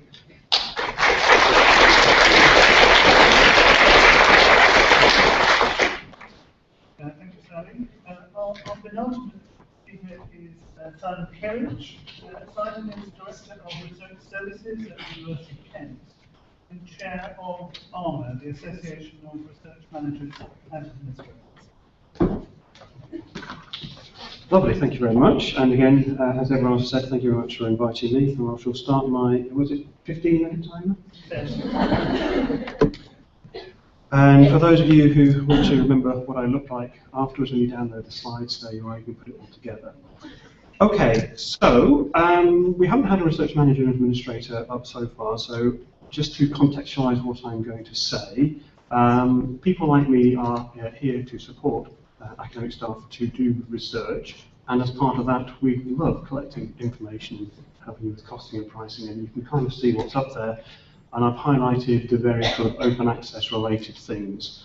One thing we haven't talked about too much today so far is underlying research data. It's been mentioned a few times, but again, that's something that's quite high on our priorities as well, so that's there on that list. I suppose the other thing I should mention with my sort of ARMA hat on is that ARMA itself isn't really open access, it's an association and charge subscriptions, so never mind about that. Okay, so typical funding position then. Kent isn't really a typical university, you know universities are, but I have friends in other universities, and I think in general that we're all in favour of open access. It's a jolly good thing in principle. And I think that's probably what a lot of speakers have said today already.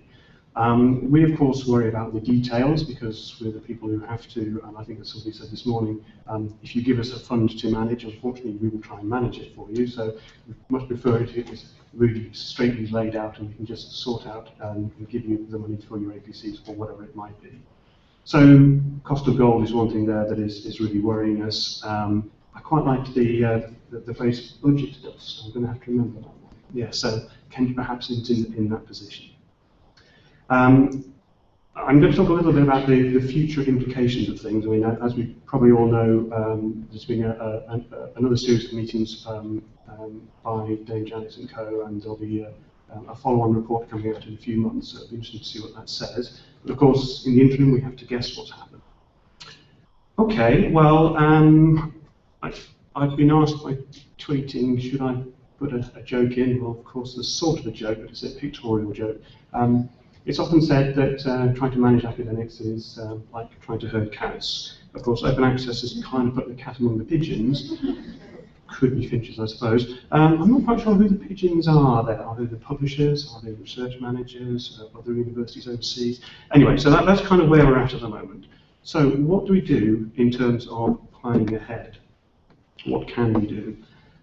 We've heard a lot about double dipping and how it would be very useful if we could manage our library subscriptions base somewhat better. So that is something that we would like to collect information on. How much are we spending on APCs, which publishers, and are we getting any reduction? Of course, because the way in which these things work with bulk buying in 3 and 5 years, it's packages and so on, it's going to be quite difficult to see how that pans out without a long-term view.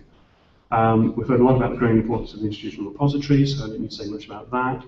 Again, we've heard about various subsidiary repositories, and again there I mentioned one for outputs and also one for underlying data.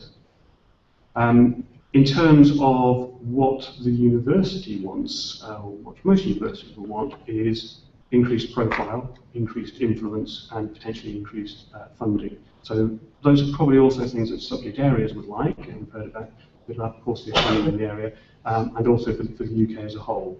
I'm not going to talk too much about technical underpinnings, but please ask me a question about it if you want, but there are a number of initiatives to make the tying of data about publications with data, so metadata about publications and underlying research data with funded projects and which other students worked on and so on. And again, that's all the sort of thing that a research manager is interested in terms of gathering this additional information to try and work out how it might be that we can better inform things.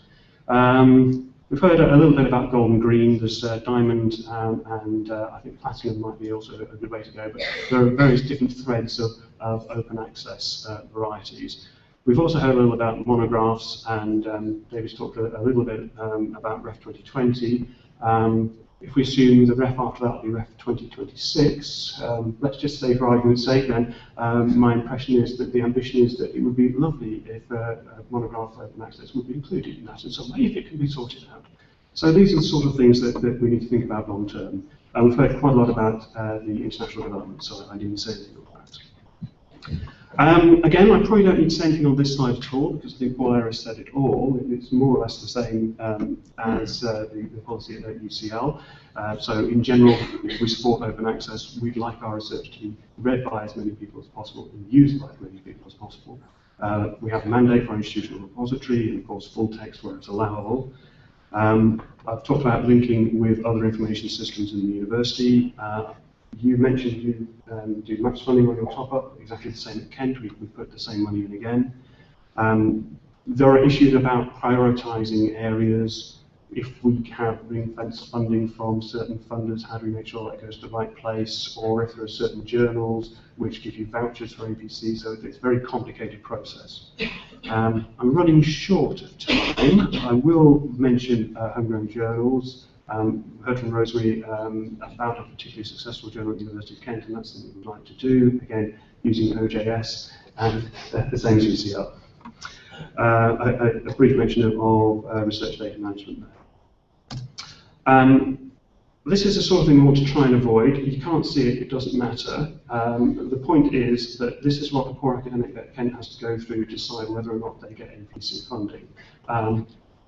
They absolutely love doing this sort of thing, of course. And of course the problem is that we use the Sherpa fact process, so you can check, and so Journal of Social Policy, fine, you can put stuff in there, that's all great. And then you go to other places and we do not know if there is an option. So, although in theory the information systems are there, they're not complete, so it's not perhaps as useful as it might be. Yes, a whole load of current issues. I don't think I've spotted anything here which hasn't been brought out already. I guess probably the thing I've mentioned already is about who manages the fund and how are those sorts of decisions made. Even though we've doubled our fund with the top-up, there isn't enough to fund everything. Perhaps we should fund just those things which are going to be 3-star outputs if we knew how to measure that in advance and who's going to do that. Well, the academics and the schools are the best place to do that. But of course, everything they produce is 3-star, at least according to our REF submission internal, so that's perhaps not the way to go. And finally, as I'm running out of time, just to reiterate, although our lovely research managers and administrators are there to help you fill out the forms and put nice things in your way, and gates and barriers and so on, that isn't what we want to do, those are just sometimes the things we have to do. What we want is what the university wants, to produce the best research. And how do we produce the best research? Well, we support our academic staff, our best academic staff, to do the best research. We have this problem about managing the process. It's a little bit worrying. we like to ask you for information, and if possible, we'll do that once and only once. But again, there are problems when there are lots of competing processes, and we're kind of very much in flux at the moment. So it's the, you know, how do we get to that system where we kind of don't need to ask you, we just provide the support for you. I think everyone's talked about engaging with all stakeholders, and I think everyone's talked about researchers, university library, academic, learning societies and publishers and so on. Possibly something that hasn't been mentioned already is Gateway to Research. Exists there with, in theory, the metadata about all your publications associated with LSE UK funded projects. Perhaps there could be a mechanism there for having that as a showcase, and where applicable, of course it will be, because it will be open access, linked through to the full text. So it's things like that which may or may not provide drivers for doing something moving forward. We've heard a little bit about open peer review, we've heard a little bit about use of social media, and there's a couple of websites there with additional useful information which may or may not intrigue you. And that is probably about all I wanted to say. Thanks, Simon. So, our final speaker in the panel session is Professor Ian Walmsley, and he is Provost Chancellor for Research and University Connections at the University of Oxford.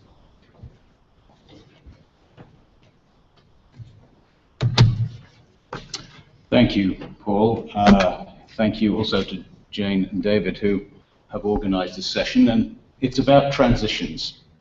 I will start by saying that I am uniquely unqualified to speak about this, and I'll tell you why. This is there are 5 categories of persons noted in the sort of sorry, you're going to.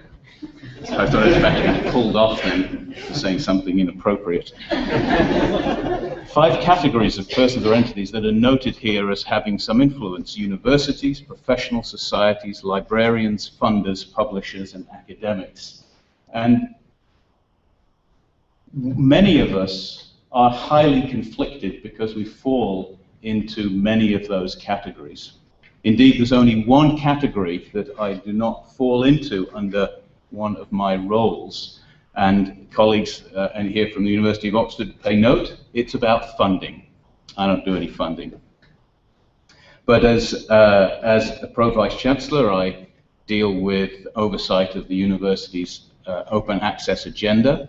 As a member of a professional society, I sit on, indeed chair the planning group for a publications planning group for a professional society. I chair the curators of the Bodleian Libraries. I'm a delegate of Oxford University Press. That's a homegrown press. And I'm an academic who publishes. So let me try and speak a little bit about the role of universities in this. And of course, we're all very much on board with the idea that universities benefit from open access as a means to provide the widest possible view of research outputs. But we have to remember that that is in a global context. We view ourselves as being internationally competitive in research, and the UK is only part of a much larger picture. Now, the value of research outputs, we believe, at Oxford and elsewhere, I'm sure, increases the more broadly they're available to be considered and to use by others. And that, of course, applies equally to STEM and to HSS. But we think also an important part of that is that external, high-quality peer review is essential for validating research. It simply goes to the credibility of the research that you're publishing. And as has been noted earlier by Ziad, the name of the journal is important, and the name, eventually, of the author is important, and they are intertwined. If we have a completely flat information, well, democracy, then what do we have? We have no means to triage information and no way to search it effectively. Now, supporting that sort of activity requires money, even if we discount, as Stefan has pointed out, the considerable academic time that's put into that at cost to, well, the universities mainly. Now, no one disputes that additional cost, and indeed we already pay it from institutional funds, for example, from grant overhead recovery. At Oxford, we're paying somewhere north of £5 million a year for all of the materials for the libraries. So clearly, if we end up paying the same for Gold OA and don't have subscriptions, then it's a wash, with the benefit that everybody else gets to see one's brilliant thoughts. But we all recognize the challenges in moving to this golden vision. And it's very different across the piece. For medics, it's a big yawner. They've been there, done that, got the T-shirt. For scientists, it's a puzzling enigma. They have the wonderful operation of green, say through archive, operating in beautiful pre-established harmony with peer-reviewed publications. Neither has displaced the other. They serve parallel, distinct, and slightly different purposes. So what actually, therefore, are we worried about? I think it's two things. One is it's a bit personal. What happens when our favorite journal is no longer a possible place to publish because it doesn't comply with RC UK, ERC, or even HEFCE rules? So it's an impact on us individuals as academics. And beyond that, it's also an impact on our fields, our disciplines, our communities. What happens if our favorite journal won't be able to transition to a sustainable model and goes under? And as Sally has pointed out, there are bigger impacts there for the field, for the disciplines as a whole, because professional societies especially use a lot of that revenue to fund other modes of dissemination. So publishing does not stand alone as a mode of dissemination. Both of these issues are very real concerns for individual academics, but also, I would say, for UK academia as a whole. If we don't publish in the leading journals, that is, those that are recognized internationally, our research and our researchers will not be seen as world leading, and activities such as REF will become empty. So therefore, how do we drive the open access agenda without shooting ourselves in the foot? I would say that we proceed boldly, but carefully, if that's not entirely contradictory. By boldly, I mean we embrace open access as a valuable part of academic research output dissemination. We are, if you like, evangelical, but not fundamentalist. And we seek effective ways to do it. We are pragmatic. We don't want to spend all of our research money on talking about research. And there are, I think, feasible ways to do that. Let me speak just briefly about what we're doing at Oxford in that domain in two ways. One is our open access policy, and the other is university publishing. So our policy is that we want to highlight Oxford research because we want people to know that it's excellent. We want to use it to attract scholars and students and to foster collaborations around the world. And what we want to do is have a policy for open access that supports researchers and is credible to researchers. And it's sustainable, and it makes the best use of resources.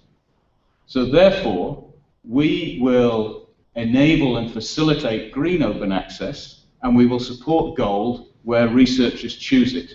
In other words, where we will support academics for where they want to publish. And I have an old school leaflet here for those, because I didn't bring my tweeting mechanism, which describes our open access policy, and I'll leave those over here. It is available online actually as well, but I hope you're paying attention to me and not being online right now.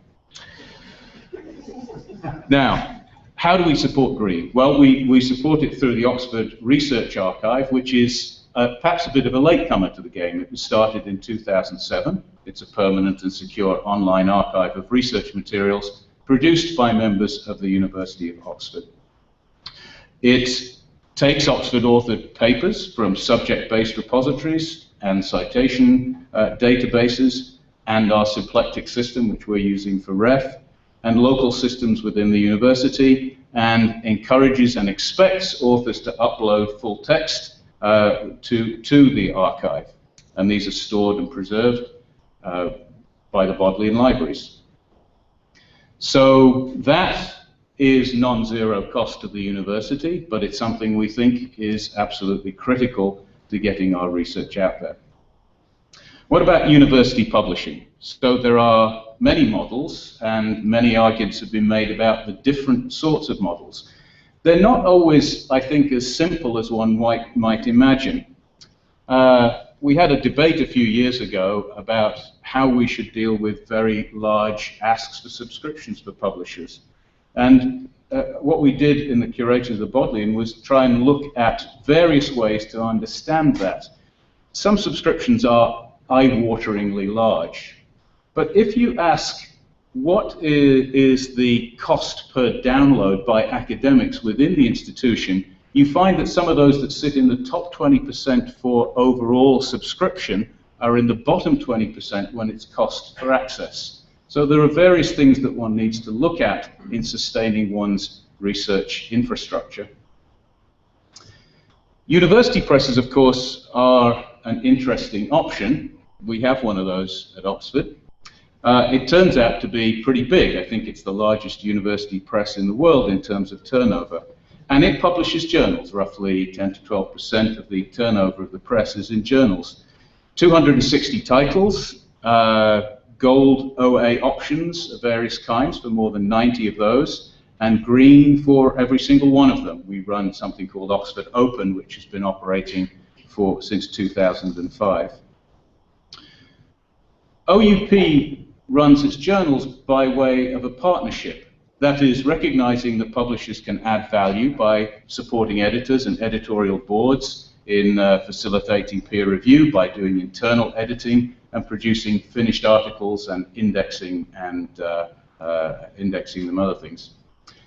What we do, a lot of what we do at the University Press, is that these are contracted. So the press acts as a publisher for a professional society which owns the journal. And more than 170 of the OUP journals are on behalf of professional societies or other bodies. Should we be entirely gold? Should every journal be entirely gold? Well, that's a very interesting question, and one wonders whether there are various reasons of compatibility. We've heard a number that have been successful, PLOS, outstandingly successful. But Nature, is that really going to go gold? Probably not, except for a very large fee. Next 10 years, guaranteed. For a large fee. Yeah. And the reason is very simple, that the only way you can have a sustainable business model is either to publish a lot of papers or to charge a lot of money for them. So there's this tension between exclusivity, prestige, what have you, is going to always be there. And people still want to be published in Nature. So there are going to be areas where that journal brand is critical for the researchers, and that takes time to establish and takes models that are appropriate to establish. It's something that must be, it's an area where one must be seen to be taken seriously internationally, which means that whatever we do, we expect that the global players in the field will publish there. So, how do you start your own journal and do that? Well, you certainly are able to do that, as Paul has noted, it's happening at UCL. How do you manage across all of the range of disciplines that you have at a major research university? Do you choose a particular area? Do you cede other areas to others? There's a great deal of territory to be covered. Or does every university start its own publication in every area?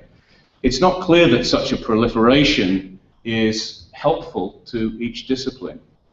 So there are many challenges, I think, in setting that up. Even OUP, a major journal publisher, is not a huge player in the STEM area. A feature of the university presses, though, that I think is extraordinarily valuable is that their processes, their values will be academically driven. They will be knowledge-based dissemination, or knowledge dissemination for research and education with wide reach and broad access, a focus on excellence, and for a focus on value for money.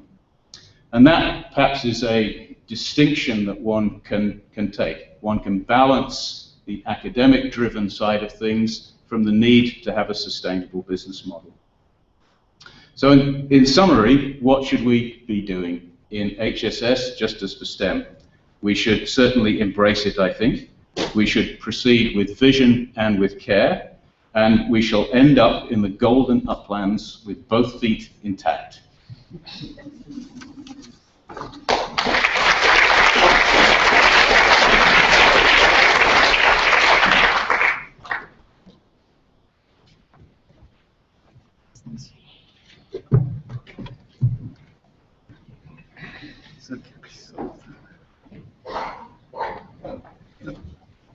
Okay. Yeah. Right. Thanks very much. Right. Thank you very much. We've heard a number of new issues in the panel session. Shared platforms. Stefan says if Brazil can do it, why can't the rest of us? We've heard a fair bit about the role of the university and the university press. We've been told about the reputational economy, the reputation of journal titles, and also a reputational advantage to the author in following an open access model. There are some issues around learned societies, and I'm very glad that these have been aired in the session this afternoon. And then finally, we've heard a lot about business models, which haven't been so widely discussed in the earlier sessions today. The cost of gold open access, particularly for a large research-led university which publishes a lot of research papers and monographs each year. And then we have touched on, but not really explored, what we are beginning to call differential pricing, sometimes called double dipping. How do we transition from a landscape where we're paying two sets of charges, subscriptions and APCs, to a fully open access world? That transition is a difficult one. Because of the size of the panel, we don't have as much time for questions and discussion as in previous panels, but we do have 10 or 12 minutes where we could go around with a microphone and you are free to pose questions or comments to the panel. So we have a gentleman here and a lady over there. Perhaps we could hear both questions and then I'll ask the panel to respond. So gentleman here and then lady at the back. Thank you. My name is David Pritchard. I think I'm probably very unusual at this conference. I'm not an academic, I'm not involved in publishing at all. I work for a charity called New Philanthropy Capital. We're both a consultancy and a think tank for the charity sector. And we work across large and small charities, across all fields of social policy, crime, employment, health, housing. All really with the mission of helping charities become more effective. And I'm here because, as part of my work, as our think tank work, we often bump up against the finals in terms of accessing academic research. And I know from my interaction with charities, lots of charities, that their use of academic research is depressingly low. So I've got 2 points and one question. The first point is I'm delighted, I'm very pleased with everything that's going on here about increasing open access. It'd be presumptuous to say I represent the 166,000 charities out there, but certainly I know a lot of them can really benefit, would really benefit from increased access, and so this is all very good. I guess I'm speaking as one of the barbarians referred to. The second thing is just I'd be very keen to talk to anybody who has any suggestions or mechanisms that can help charities access academic research. I'm more than keen to talk about that. And the third one is really a question, which is I understand obviously that the drivers of what's going on here and the move towards open access is going to be driven by the conversations between the publishers, the academics, the universities, etc., etc. Is there anything that charities, the charity sector, should be doing or could be doing to have a voice in that debate to make sure that it actually benefits this sort of large group of potential beneficiaries? Okay, thank you. And the lady at the back? Yeah, hi, my name is Anne Barron. I'm from the Law Department at the London School of Economics. I wanted to pick up on this theme about branding that's been emphasised by a couple of people, particularly Syed. You've noted that publishers now want to be part of the name-making mechanisms that will be necessary in the open access world, all the more so because it is an open access world. Branding will become the key mediator between author and public now. I want to come back to that in a moment, but first I want to pick you up on something you said about what I did today, this morning. You said I contradicted myself. Well, no, I wasn't actually contradicting myself, but there is a contradiction here, okay? I wasn't contradicting myself in picking up one of the panelists for not using my essay in quite the way that I had written it, right? I was asking the panelists to, by all means, reuse the points I made in my essay, but please reuse them accurately. You'll note that I didn't give my name, okay? So I wasn't engaged in a name-building exercise in making that point. My concern was to ensure that the ideas expressed in the vehicle that I used for them were reused accurately, okay? And I think that's what scholars want, above all else. They're passionate about ideas, and they care about them, so that when those ideas go into the world, it's like if a parent cares about what happens to their children, scholars care about what happens to their ideas. I don't think necessarily it's built into the scholarly enterprise to care that your name is attached to the idea as it moves through the world. You're happy to let it go as long as it's cared for and nurtured along its road, okay? But that said, I think you put your finger on a key contradiction that besets authorial communication in a capitalist world, which is the contradiction between a communal approach to communication and the sale of communication. And we're in a reputation economy that mirrors the capitalist economy to the extent that it's organized around the logic of accumulation, in our case, accumulation of citations. And let's be under no illusions, this is not a property-free world. In an open access world where one is concerned about accumulating citations, one is building a different kind of property, not the copyright anymore, but the brand, of which the trademark is the name of the author, okay? And I think there are real issues here about whether, in a world dominated by brands, true scholarly communication can continue in the way that the idea of scholarship would recommend. Because we all know that in an economy dominated by brands, it's not necessarily the best product that emerges, but the best marketed product that emerges, right? So I just want to put that on the table as a concern. Now, everyone remember that I was the LSE lawyer, and that's interesting, because one way we can make use of branding, and it goes back to what was said in the last panel, is by making the universities brands. The universities are public institutions, at least. I wouldn't mind if my work was branded by a university. I have a bit more of a problem with my work being branded by major global commercial publishers. Sorry. Okay, thank you. So I'm going to ask, maybe Ziad could have right of reply, an issue about branding, and then a general question about what charities should be doing to contribute to the open access debate. But Ziad first. Shall I take the first question? Please, yes, and then hand over, yes. I'll take the second question first. So, yeah, fair clock away in terms of, I know you weren't directly contradicting stuff, I wasn't trying to suggest that, and I think it's an additional irony that I think I renamed Peter Mandler and David Mandler in the way I describe the story. But leaving the specifics of that encounter to one side, I do think it's important to recognise that knowledge claims in the scholarly community differ in the extent to which you need them connected to authorship. Partly I was trying to convey that point in my spiel. I've actually expanded on that topic in an essay which was out there in the thing. Part of the British Academy Debating Open Access series, and it's called Creating Scholarly Knowledge in the Digital Age. And one thing I was at pains to try and point out was that if you take the concept, I contrast the concept of energy in theoretical physics versus the concept of power in sociology.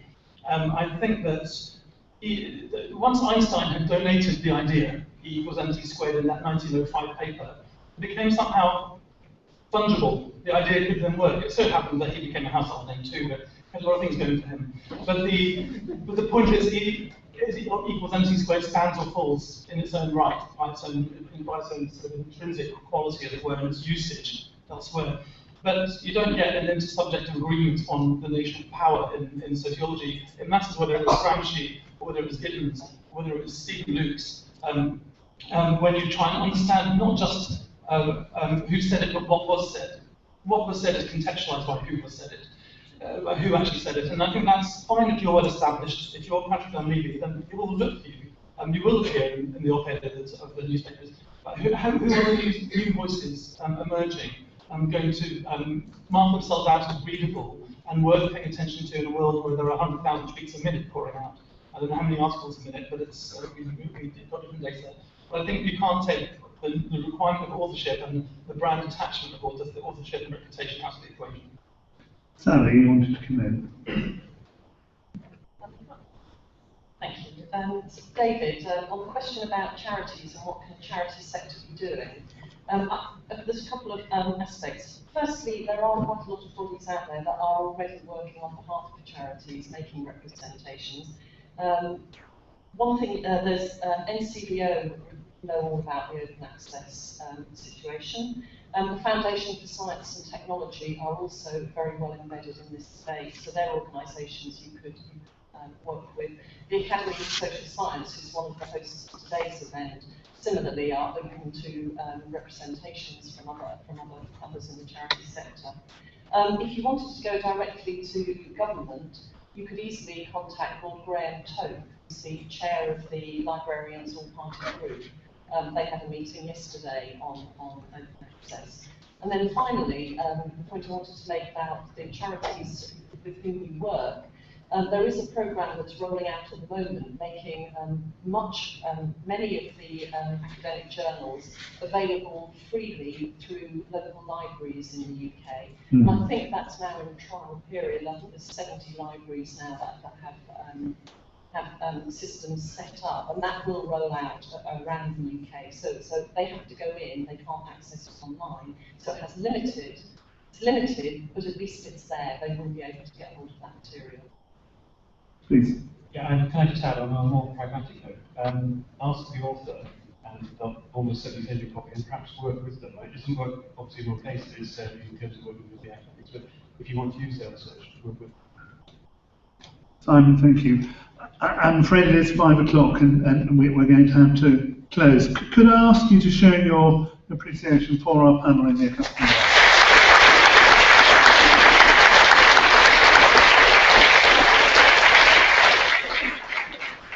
And it is now my pleasure to hand over to Jamie Tinkler from the Public Policy Group at the LSE to give the closing remarks.